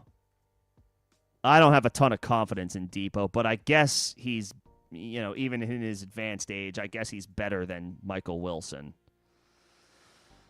Debo, I guess I don't even feel that confident in it. Again, I'd rather avoid the international game.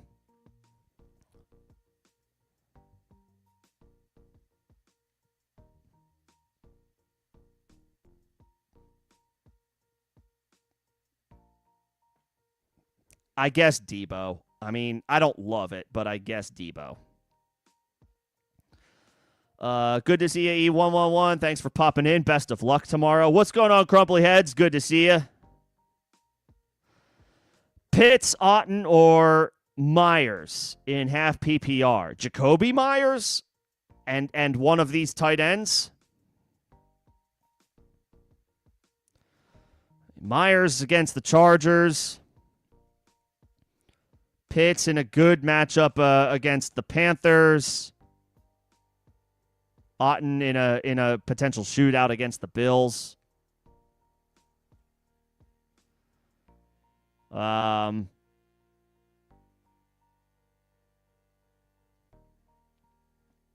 mean, Pitts should be a low-end tight end one. The Panthers stink against opposing tight ends. I might say Pitts. I mean, Otten is a solid streaming option. Again, it should be a good match. It should be a shootout against Buffalo, or it very well could be a shootout against Buffalo.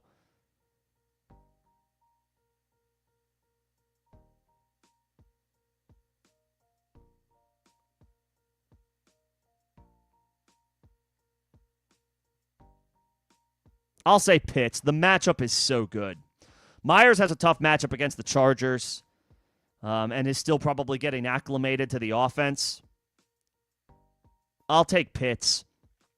If Pitts doesn't do it tomorrow against Carolina, then he can probably be dropped, to be honest, in redraft leagues. I'll say Pitts. Carolina stinks against opposing tight ends. Those are all the member questions again for now. Let's get back up to my spot in line.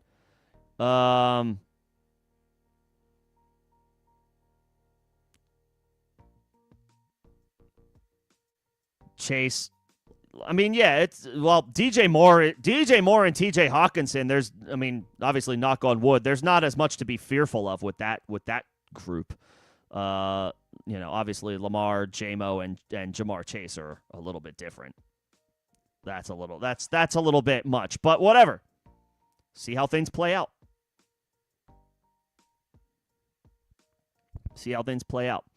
Flex one in standard scoring. Higgins, Igbuka, Kyren. Oh, that's a good point. Is the weather in Buffalo not going to be nice tomorrow?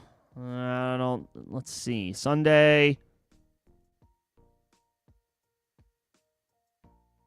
Oh, wow. 20-mile-per-hour winds. Oh, wow. That could change things. Igbuka is such a stud, though. But standard scoring, obviously, he loses a little bit of that appeal, a little bit of that value. Kyren in a matchup where he should get the vast majority of opportunities in a massive, massive game against the Seattle Seahawks. Higgins in a huge matchup against Pittsburgh, and a favorable matchup as well against Pittsburgh. But standard scoring, I think I prefer Kyren over Higgins. It's between Kyren and Igbuka. It's a good call out that there could be 20-mile-per-hour winds in Buffalo tomorrow. Igbuka is a superstar already, so I don't want to worry about intangibles too much when it comes to a player like him.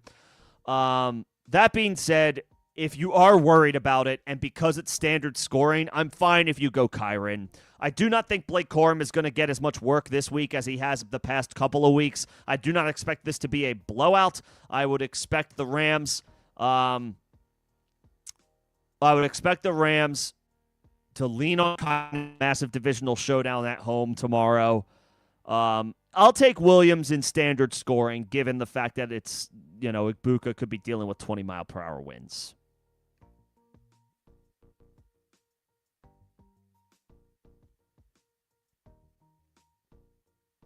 And then as far as the defense to start, Ravens against Cleveland, Falcons against the Panthers, Packers against the Jameis Winston Giants. All are good. I'll probably play Green Bay just because it's Jameis, and you can kind of have fun with it. Yes, they're going to probably give up points. Jameis chucks the ball a ton.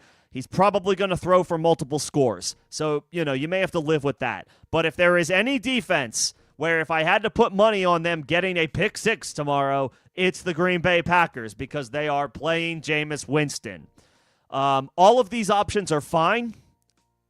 I don't have a problem with either one. I would probably play the Packers and swing for the fences going up against Jameis.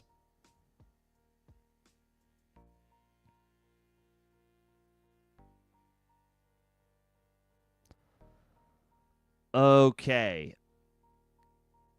KJ, Yucca, Matt, I see all your questions. I will get to them, but I got to get to the member questions first. That is a perk of being a member of the channel. And Crumply Heads just dropped a couple of new ones in. Parker, Hopkins, or Kirk? Oof. Probably Parker. Parker Washington, right? I mean, Kirk does nothing for me, and I think that they're getting the rookies a little bit more involved, rightfully so. So I don't want to play him. Hopkins is, he's a veteran presence for the Ravens at this point, and he's not much else. I don't trust him week to week.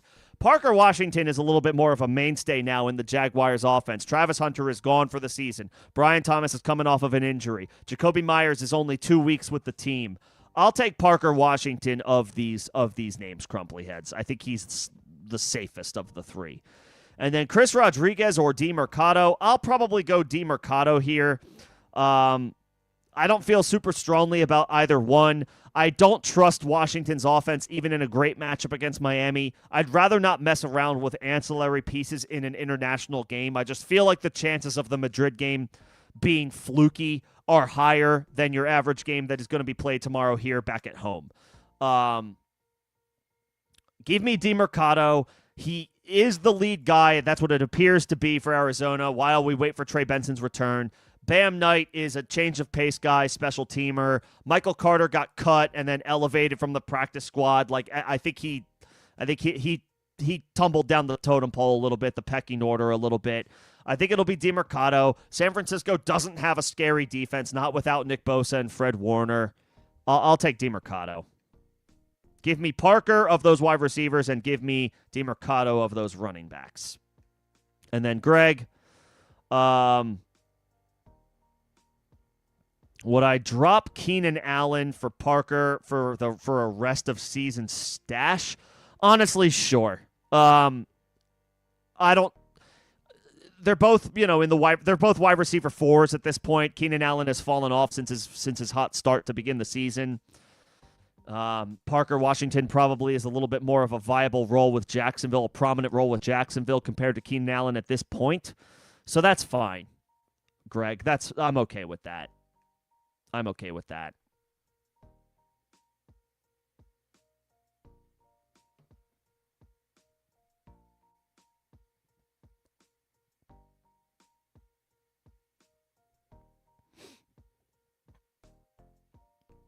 Yeah. Dropping Keenan Allen for Parker Washington is fine by me. DK, JMO, or Wandale in full PPR. Wandale. Give me the guy. Give me Jameis Winston's probable wide receiver 1 tomorrow. No Darius Slayton, and it's Jameis Winston. Need I say more? Nobody loves to play the role of lovable, happy-go-lucky gunslinger than Jameis Winston. He might throw for 3 touchdowns tomorrow. He may throw 3 interceptions tomorrow, one of them being a pick 6. But there's going to be a lot of volume. There's going to be a lot of passes. And Wandale should be the recipient of many of them without Darius Slayton. And especially with it being full PPR, I think that's where I would go. I think he's got an incredibly safe floor tomorrow. And if you think the Packers are playing with a lead because they're the better team, then they're going to throw even more, and Wandale's going to remain involved. I'll take Wandale.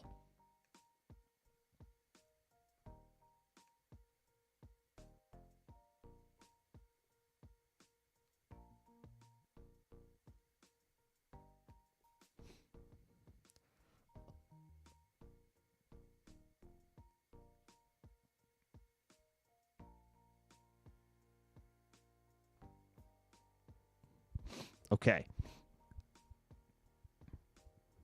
That does it for member questions for now. I think I'm here. Should you? Yes, you should. You should not be rostering Joe Mixon. He's not going to play this year.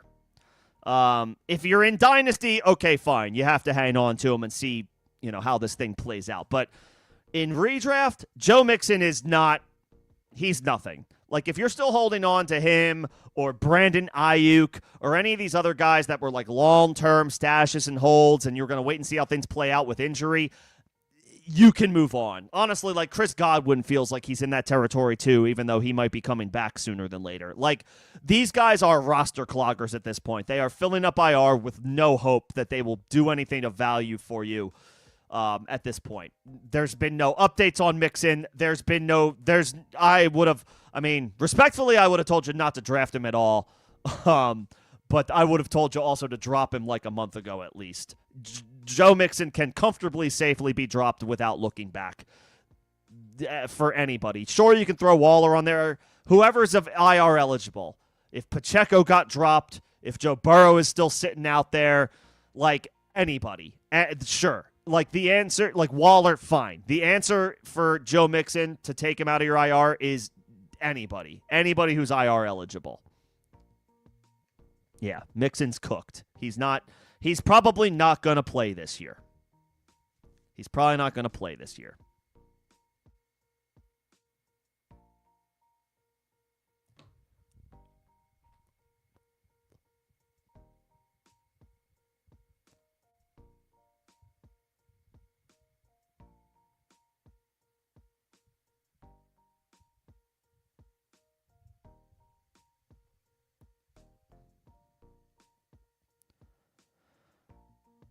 And if you want to hang on to Garrett Wilson for a little bit longer, I understand. But honestly, he's in that territory. He's not going to play until at least week 15.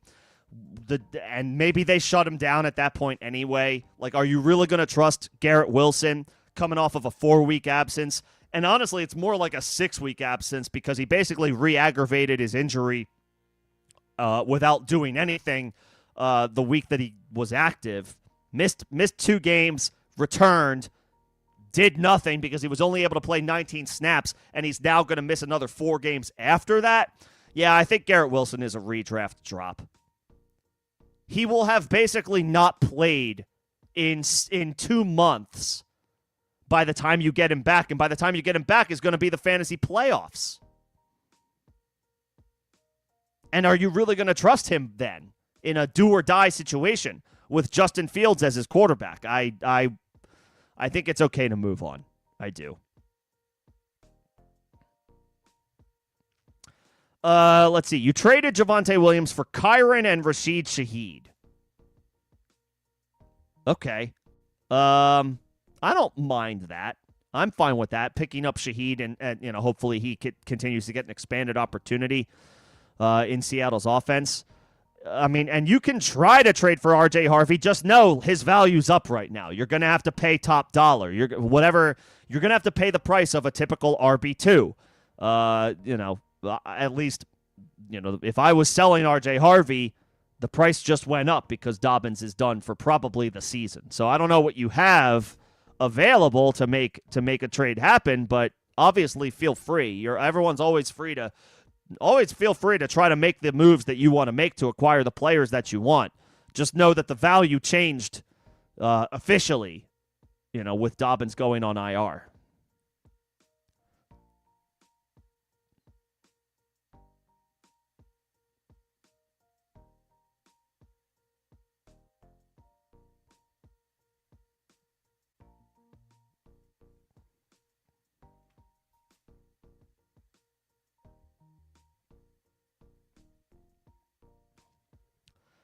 And then Ferguson or Otten.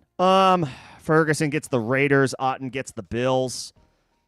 I feel like Ferguson has been really quiet recently since CeeDee returned to the lineup, and Pickens and him have been dominating opportunities. Otten, on the other hand, gets an expanded opportunity to a good matchup against the Bills with no Mike Evans, no Chris Godwin. It's a tough matchup by the numbers, but it's a good matchup in the sense that it should be a shootout.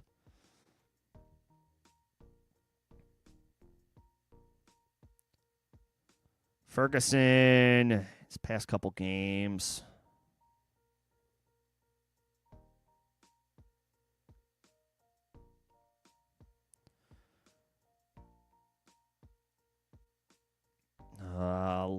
Week 9, he didn't really do all that much. Last week was the bye week. He goose-egged against Denver. He did have a huge game against Washington a couple of weeks ago. I think that was CeeDee's first game back, so he still played pretty well. Neither have a great matchup. I'll say Ferguson. The Raiders are very beatable. I'll say Ferguson. And with Otton playing in Buffalo and there's high winds, we eliminate that problem by just playing Ferguson, who I think they're playing in Vegas, right? There's no wind concerns in the desert. And in that stadium in particular. I think they can put a roof over it. I think they have a retractable roof in Vegas. So, and even if they didn't, the wind issues in Vegas are not the same as in Buffalo. I'll take Ferguson.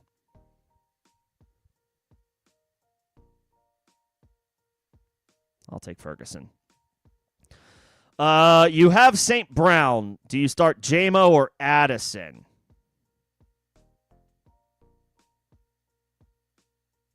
I mean, both of their stocks go up quite a bit without Sam Laporta. I would think that the Lions lean on them a good amount without Laporta. So I think because of that, I would go JMO over Addison. It's a tough matchup against the Eagles, but I trust Goff more than I trust J.J. McCarthy right now. McCarthy is still taking his lumps. He's going to have his good weeks. He's going to have his down weeks. This could be a good week against the Bears. Their defense is an opportunistic one. I didn't realize this, but apparently the Bears' defense leads the NFL in turnovers, like takeaways. But they are susceptible to giving up scores in big plays, and they're still without Jalen Johnson, their starting defensive back, so that could be a break for Addison. But I think Laporta injury plus the confidence in Goff versus McCarthy week to week leans me to JMO here. Expanded opportunity. More opportunities should be coming his way without their starting tight end. I'll say JMO in what could be a shootout. I'll say JMO over Addison. Yep. JMO over Addison.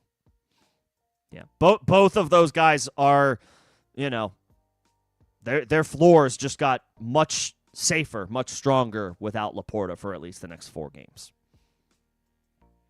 I got the member questions. You need a running back, flex, and 2 wide receivers. Jacobs, Genty, Judkins, Vidal, CD, JSN, Ladd. Holy hell. These are all really, really good options.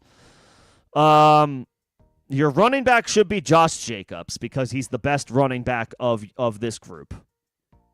Your flex, I don't know what the scoring is here. Your 2 wide receivers, Ladd McConkey has been incredible, but you need to play CeeDee Lamb and you need to play JSN. You have to.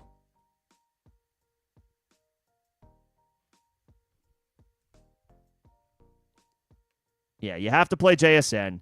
You have to play CeeDee as your 2 wide receivers. I would play Jacobs. And then between Genty, Ladd, Judkins, and Vidal, probably Genty, and just hope that he delivers in a good matchup against the Cowboys.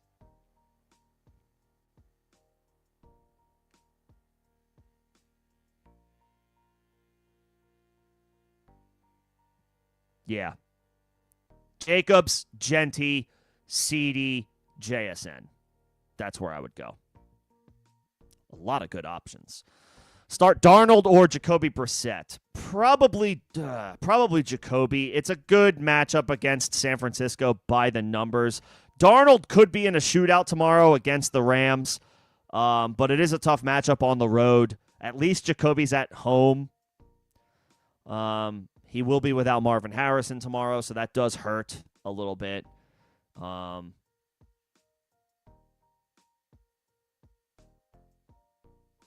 Darnold's in the better environment, the better situation, the better team. But he is on the road. He is on the road, and it is a tough matchup by the numbers. I'll say Jacoby Brissett, and hopefully he just funnels the ball to Trey McBride like 50 times. And that carries him through to a solid floor game. And it's a good matchup. Again, the 49ers defense is hurting right now. They, no Fred Warner, no Nick Bosa. I'll take the matchup, and I'll take Brissett at home. I'll take Brissett at home.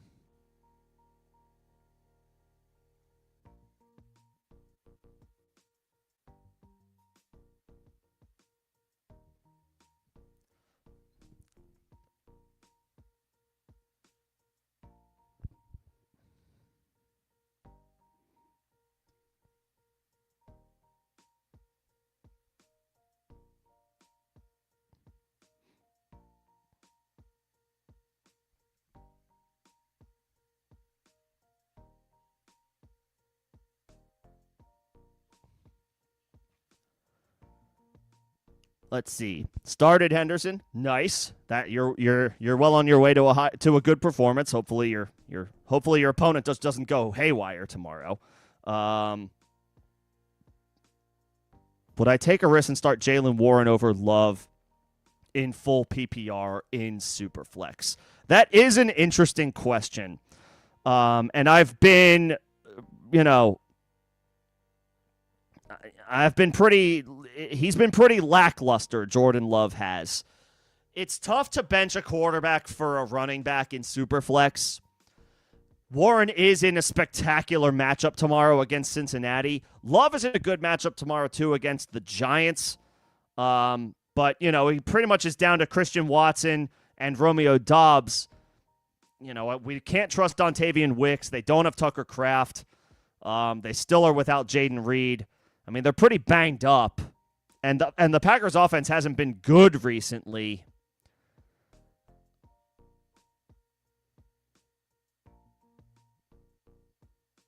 I might play Jaylen Warren. Just because if it was any other defense, I would tell you to play Jordan Love. But because Warren is playing the Bengals, I think it's okay to play Jaylen Warren, to be honest. I think it is okay to take that risk. I do. And I know it's crazy. Generally in Superflex, the rule is play two quarterbacks if you can. But the Packers offense has been lackluster. They have struggled. And Love has not been great. Warren has been very good, and this matchup is as good as it gets. I might take that risk. I might take that risk. Yeah. I might take that chance. And I saw that this was full PPR. My answer is the same. Jacobs, Genty, CD, JSN. You've got a lot of good options. Start your stud. Those are the studs of studs. Jacobs, Genty, CD, JSN. Play those guys. Do you trade Woody for Pearsall? Depends on what your running back depth looks like, but sure. I'm okay taking the shot on Pearsall. If it's half or full PPR, if you feel really strong about your running back depth and your wide receivers are hurting a little bit, then sure, take the wide receiver. If you are hurting at running back and your wide receivers are okay, then I don't want to do this deal as much. I want to hang on to my running back depth. So it depends on your team makeup. But I'm okay with, that being said, in a vacuum, I think I'm good with acquiring Pearsall. I do think he is the 49ers wide receiver one when healthy, even though he hasn't been healthy for like 7 weeks. But he's back now. I would be okay with acquiring Pearsall if your running back depth is already solid. And then in full PPR, I would go Rachaad White. I mean, I'll take the running back who I expect to get solid volume in a game that could be a shootout. The Bucks, when the Bucks have to throw the ball without Bucky Irving available, they're not going to Sean Tucker. They're going to go to Rachaad White. He's a better pass blocker, and he's a better receiver out of the backfield. I'll take Rachaad. Debo bores me. He doesn't even scare me. He just bores me. And Pearsall in his first game back, we'll give him a week. We'll give him a week. And then if Bucky Irving comes back next week, then you could put Pearsall in and take Rachaad White out. But I would play Rachaad for one more week while he has he may not have the backfield to himself, but he should have most of the snaps and opportunities in what should be a shootout tomorrow against Buffalo, or could be a shootout tomorrow against Buffalo. Give me Rachaad White. Trade question: Pollard, Coleman, Loveland for Kamara.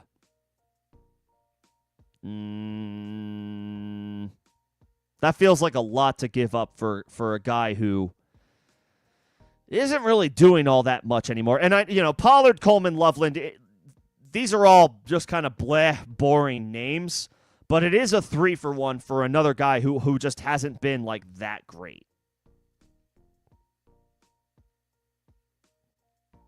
Like, I guess it's fine. I guess it's fine. I don't really want to acquire Alvin Kamara. He's older now. He has fallen off. The Saints' offense is awful. I mean, I get the thinking, but like Loveland could still like emerge. Kamara was the RB17 last week in a solid matchup against the Panthers. Now his schedule is great rest of the way, Kamara's, but he's got 1 touchdown on the season. Last week was his first game over with 100 scrimmage yards in a game this year. He hasn't had that otherwise this year. His matchups are good. Kamara just doesn't excite me anymore. He's a 30-year-old back on a bad offense. He topped out. He's topped out, I think, as like the RB17 this year. I just don't. It's hard for me to get excited about that one, and especially giving up 3 pieces. I'd rather just honestly stay put. I don't even want to make that deal. I don't want to give up 3 pieces for Kamara. I don't think he's worth that anymore.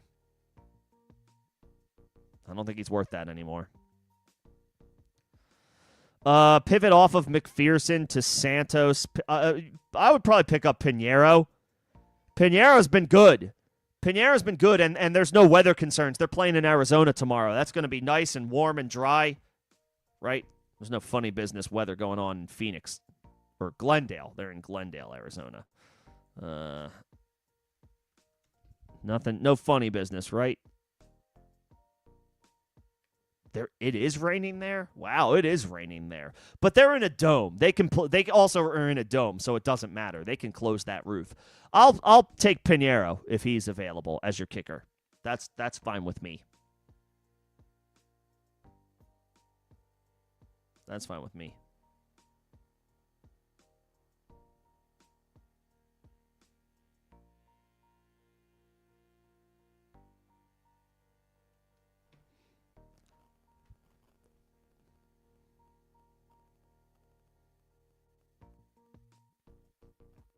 And I appreciate everybody's patience as I work through these questions. If you need me to rehash anything, let me know. I'm pretty sure I've gotten everybody's up to this point, but let me know if you need any other context. Do you trade Swift, Loveland, and Tez for Harvey, Pearsall, and Theo Johnson? Yes. Trade Swift for Harvey. I like that. Loveland for Theo. Okay, fine. And you give up Tez to acquire Pearsall? Yes, I would do this trade. Yeah. You're getting rid of an asset in Swift that I feel like is a depreciating asset. Monangai has emerged in that backfield. Loveland I quite like, but he's splitting work with Cole Kmet and snaps and opportunities with Cole Kmet. Tez is solid, but I would rather have Pearsall. He's back healthy now. He's the 49ers wide receiver 1. Tez is not the Bucs wide receiver 1, even though he has been a good player for them.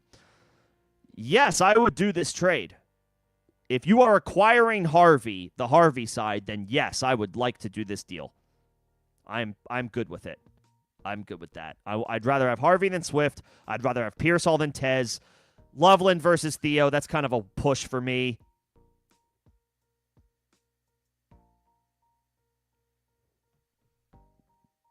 So yeah, I'll take the Harvey side.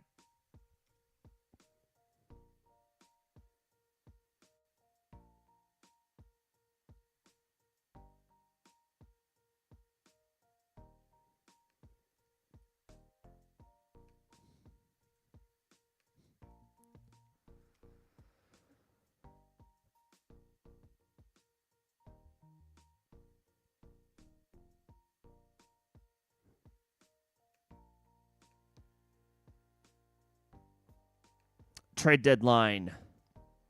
You have Baker, you have Dart. That's good. Achane, Kyron, Chase Brown, Henderson, Rashad White. I like that. Lamb, Rice, love that. Adunze, Wilson, Pearsall, Gadsden. I mean, Garrett Wilson can probably be... Garrett Wilson is pretty close to a drop for me. I don't know if I'm dropping him outright just yet, but if you need that IR spot,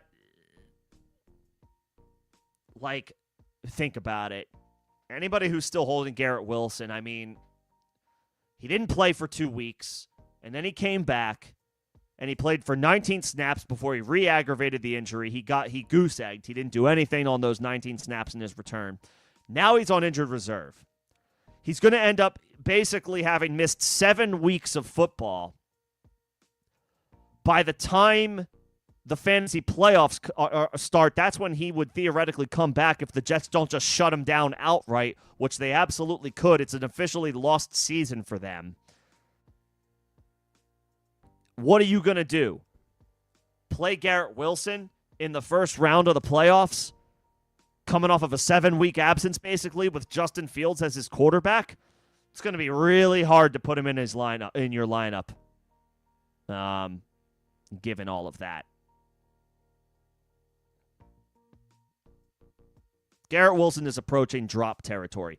Honestly, if there's anybody out there that, like, maybe not anybody. If there's somebody in your league, like the top person in your league, the number 1 seed or whatever, who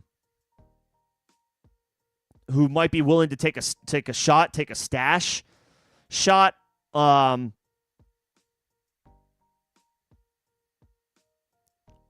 a guy, maybe try to flip Garrett Wilson to the top seed in your league or one of the top 2 teams in your league, if it's not you, of course, and see if you can get like an RB5 or an RB6. Just get something usable for Garrett Wilson, and you can sell him as a playoff stash to one of the other contenders, one of the other teams in your league. And if it doesn't work, which it would surprise me if it did, but honestly, it doesn't hurt to try. If that doesn't work, you might be able to just drop Garrett Wilson outright.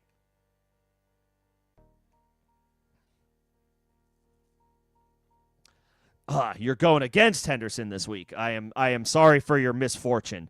I got somebody in my league traded for Henderson, didn't give up much to get him, and then I had to go against him as well, so I feel your pain. I have him in a couple of spots, so I'm happy about it, but then on the other hand, like, he traded for him just before our matchup, and I thought he didn't give up that much to get him, and then Henderson went off against me, and I was like, this is, it's like, this is freaking typical.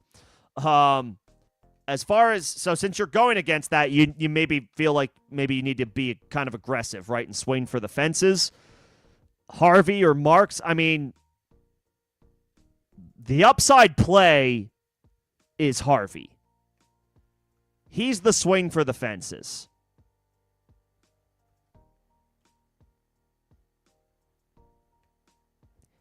His floor might be lower, Harvey. His floor might be lower than Woody Marks is, just because we don't know how this backfield is going to shake out just yet. Tyler Bidet, Jaleel McLaughlin could get a little bit more involved than we prefer to see. But Harvey is the home run hitter, the big playmaker, and you probably need to swing for that a little bit more since you're going against Henderson's big night on Thursday. I would say Harvey. Marks is an interesting and perfectly fine floor play. It's a great matchup against Tennessee. It's just that he's still splitting work with Nick Chubb and opportunities with Nick Chubb.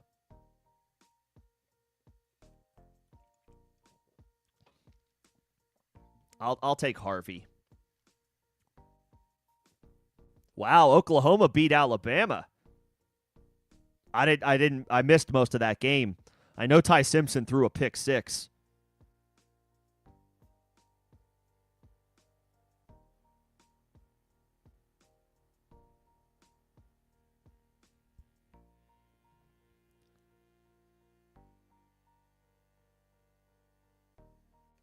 Anyway, just getting caught up on my college football. Harvey over Marks. What's going on, Kevin? Good to see you.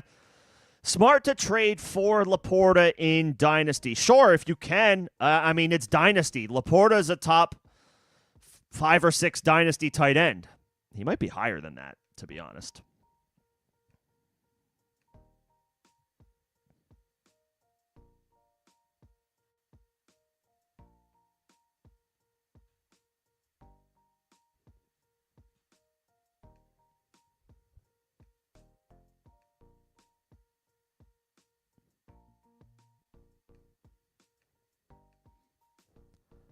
Yeah. So, I mean, of course, it always depends on what you have to give up and what the ask is and what your situation is and what your tight end room looks like. But if you can acquire Laporta for a slightly discounted price right now, then sure, I have no problem with that. I have no issue with that whatsoever. Sean Tucker or Pearsall in the flex? Pearsall. Sean Tucker is the backup, and it wouldn't surprise me to see less work tomorrow. In a game where a lot of points could be scored, and if the Bucs are trailing, they're going to have Rachaad White out there, not Sean Tucker. Pearsall, I know it's his first game back, but Purdy's also back. We saw him operate basically as the 49ers wide receiver 1 in the games that he was healthy. It's a good matchup against Arizona tomorrow. I would, given the choice between Pearsall and a backup running back, I'll take Pearsall. Give me Pearsall. And which 3 would I start in standard? Jefferson, Rice, Kyren, or Igbuka? You have Igbuka out because of weather. That's fine, and I think that's what I would do. In standard scoring, Kyren gets a huge bump. I think Kyren's in for a nice game tomorrow. It's not a good matchup by the numbers, but I think it's going to be a competitive game all throughout. Massive game with the division basically on the line between LA and Seattle. I don't think we're going to see like an even split of touches with Kyren and Blake Corum. I think Kyren's going to be out there more often than not. So I like him playing, especially in standard. Rice, you have to play. He's top 5 rest of the way. And Jefferson in the Dome in a solid matchup against the Bears for just this week over Igbuka with the weather. That's fine. That's fine. I'm okay with that.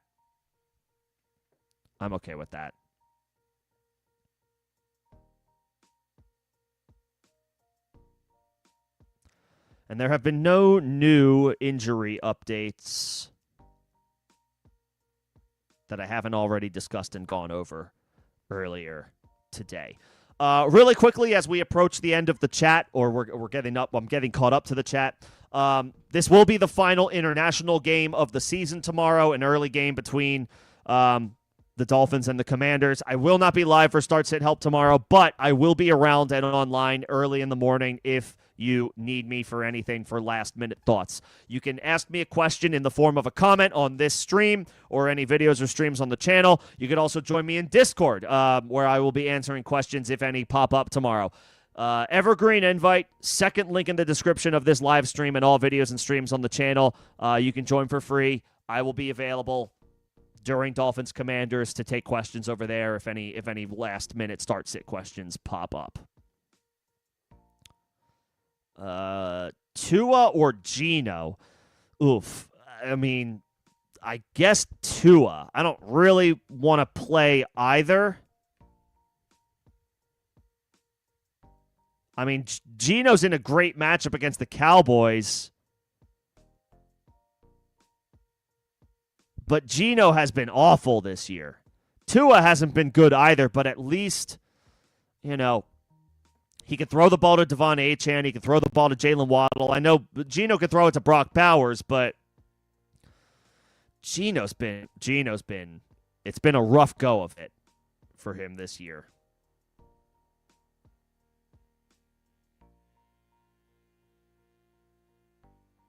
I mean, Geno right now is the QB 24 on the season so far. Tua is the QB 19. So Tua's been a little bit better than Geno. They're both in good matchups. I'll take Tua. Obviously, both are difficult to trust. I'll take Tua. I think he has one extra. Geno has one elite player to throw the football to in Bowers. Tua has 2 in Achane and Waddle. So that's pretty much it. That's what I'm doing.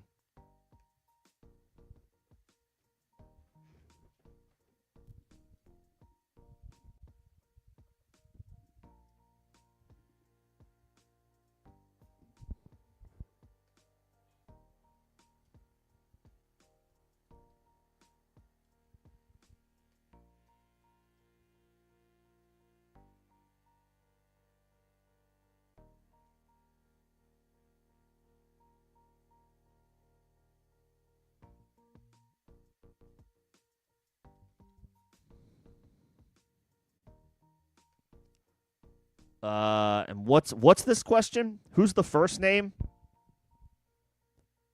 Who is that? Or Allgeier? I mean, Allgeier's in a really good matchup against Carolina, so he's at home, so he could be fine. Who's that other name?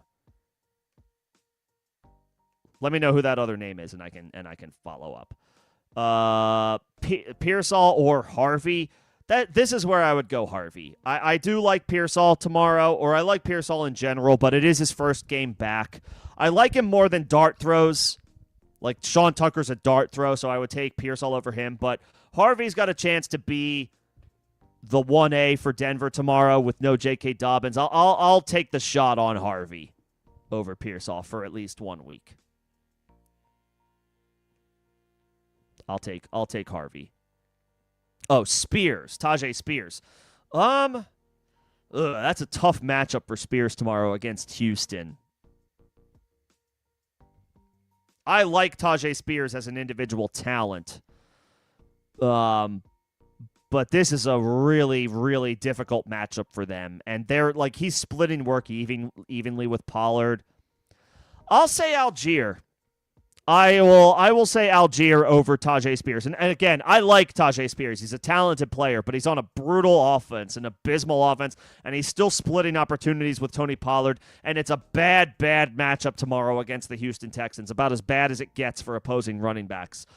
I'll take Allgeier at home against the Carolina Panthers. I'll roll the dice that the Falcons are playing. It's either a competitive game or they're playing with a lead in the fourth quarter at home, and they're giving the ball to Allgeier. That's what the Falcons do. When they have a lead at home, they're not giving the ball to Bijan in the fourth quarter. They give it to Allgeier as like their closer. So I'll take Allgeier over Spears.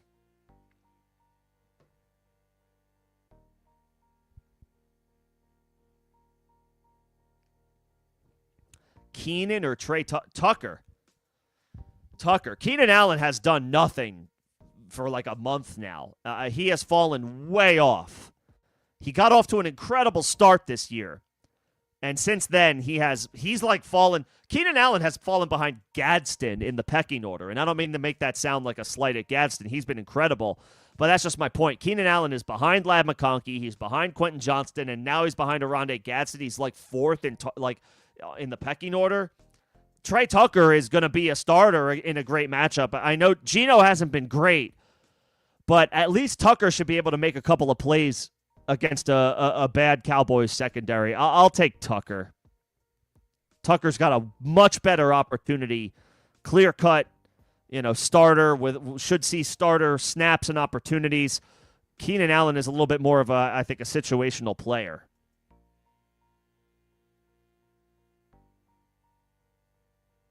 Wow, I just saw this. Keon Coleman will be a healthy scratch against the Bucs. Where was that trade for where was that Kamara trade? You were giving up Pollard, Coleman, and Loveland. Maybe it's not looking so bad now. I still don't really love Kamara, but you'd be trading a guy who is officially looking like he's getting benched in Keon Coleman. It looks like Coleman will be a healthy scratch for Buffalo tomorrow.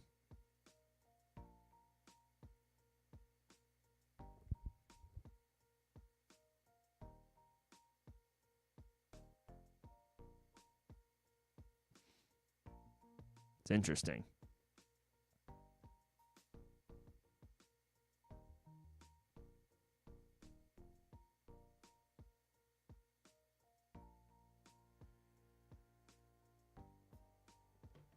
Yep. Yeah, I'll take Trey Tucker. Back with one more, no problem. If I had to trade one, Rice, Ekbuka, Nico, Olave, Pittman. Olave.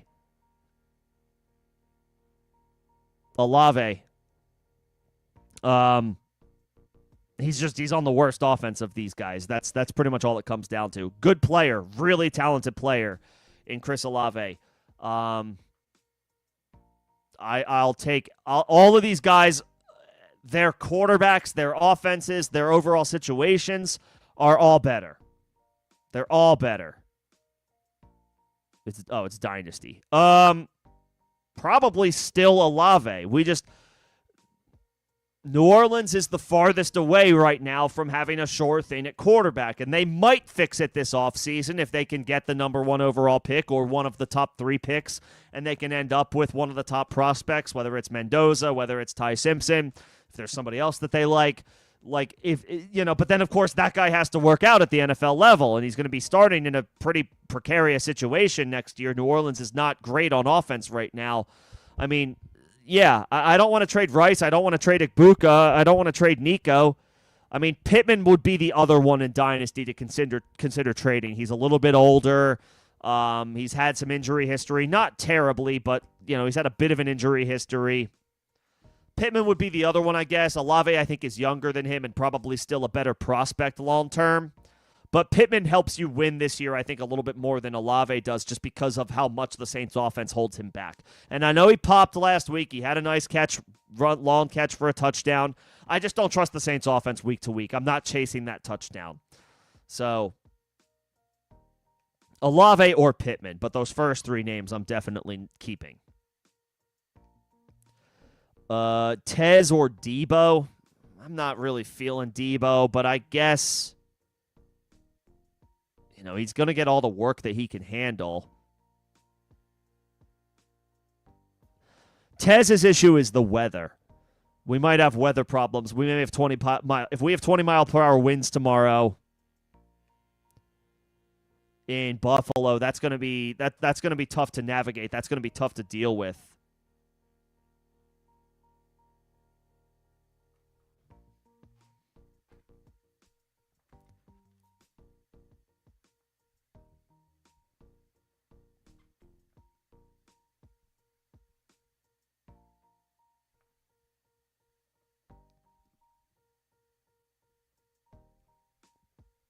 I guess Debo.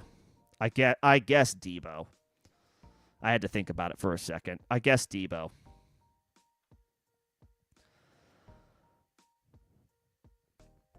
Doesn't have wind issues to deal with. Dak or Lamar? I mean, probably just have to play Lamar Jackson. He's Lamar Jackson. I know it's not a good matchup. I mean, Dak's in a great matchup against the Raiders.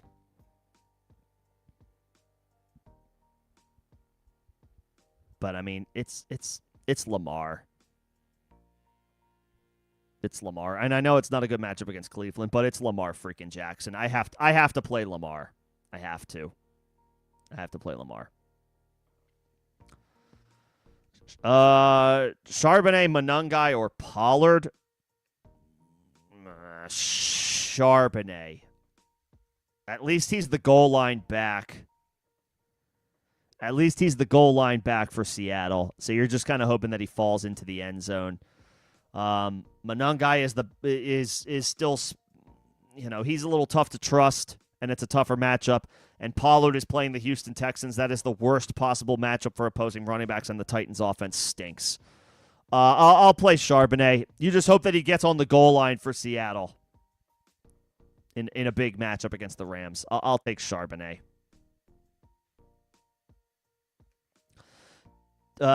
Pick one for the flex. Tez, Michael Wilson, Pearsall. I'm inclined to say Tet. He hasn't been great. But this is a spot where, the Falcons' defense is up and down. It's in a dome, so there's no weather concerns. Tet should get a wide receiver 1 target share. He should get one every week. If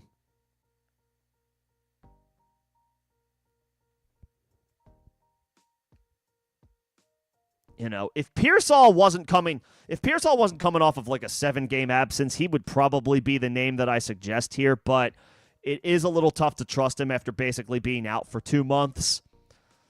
I'll say Tet. I like Tez, but the weather could be an issue in Buffalo tomorrow. And Michael Wilson, he's getting an expanded opportunity out of necessity, not necessarily because he earned it. Tet is already his team's wide receiver 1, and he's not coming off of a 2-month absence like Pearsall is. I'll say Tet.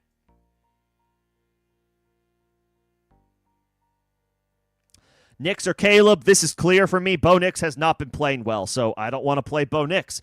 Caleb has been playing decently. It's not a great matchup by the numbers against Minnesota, but Caleb has been better than Bo Nix, so I'm just going to keep riding that wave until Bo Nix shows us something. It's been a struggle over the past few weeks for him in the Broncos offense, so I can't advocate for him right now. I can't advocate for Bo Nix right now. Caleb's been better. I'll play the guy who has been better. That's Caleb.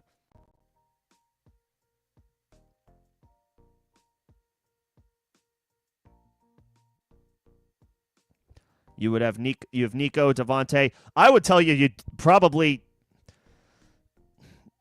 I would probably just plan to play Jaylen Warren most weeks. His schedule is awesome, and Olave is Olave is a great individual player. The Saints offense is impossible to trust every week.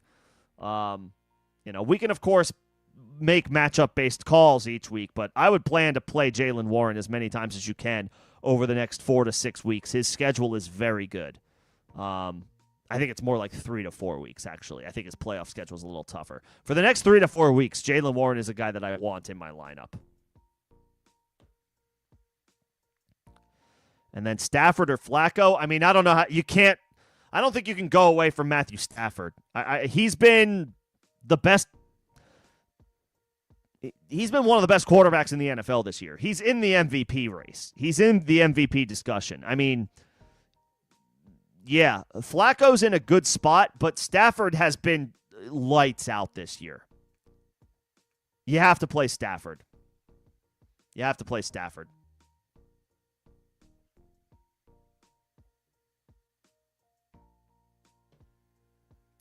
And then Wan'Dale or Tet. This one's also clear for me. It's Wan'Dale.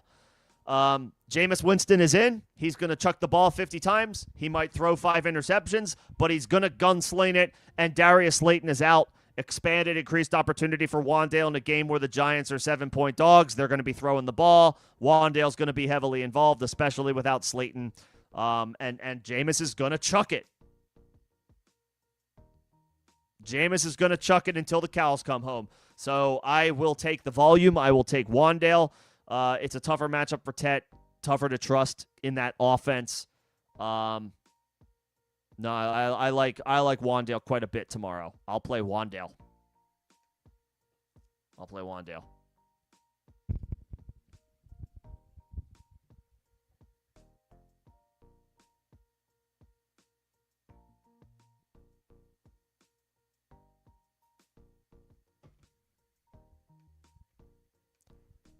Don't see any new updates as far as like any new injury reports. Yeah, there are none.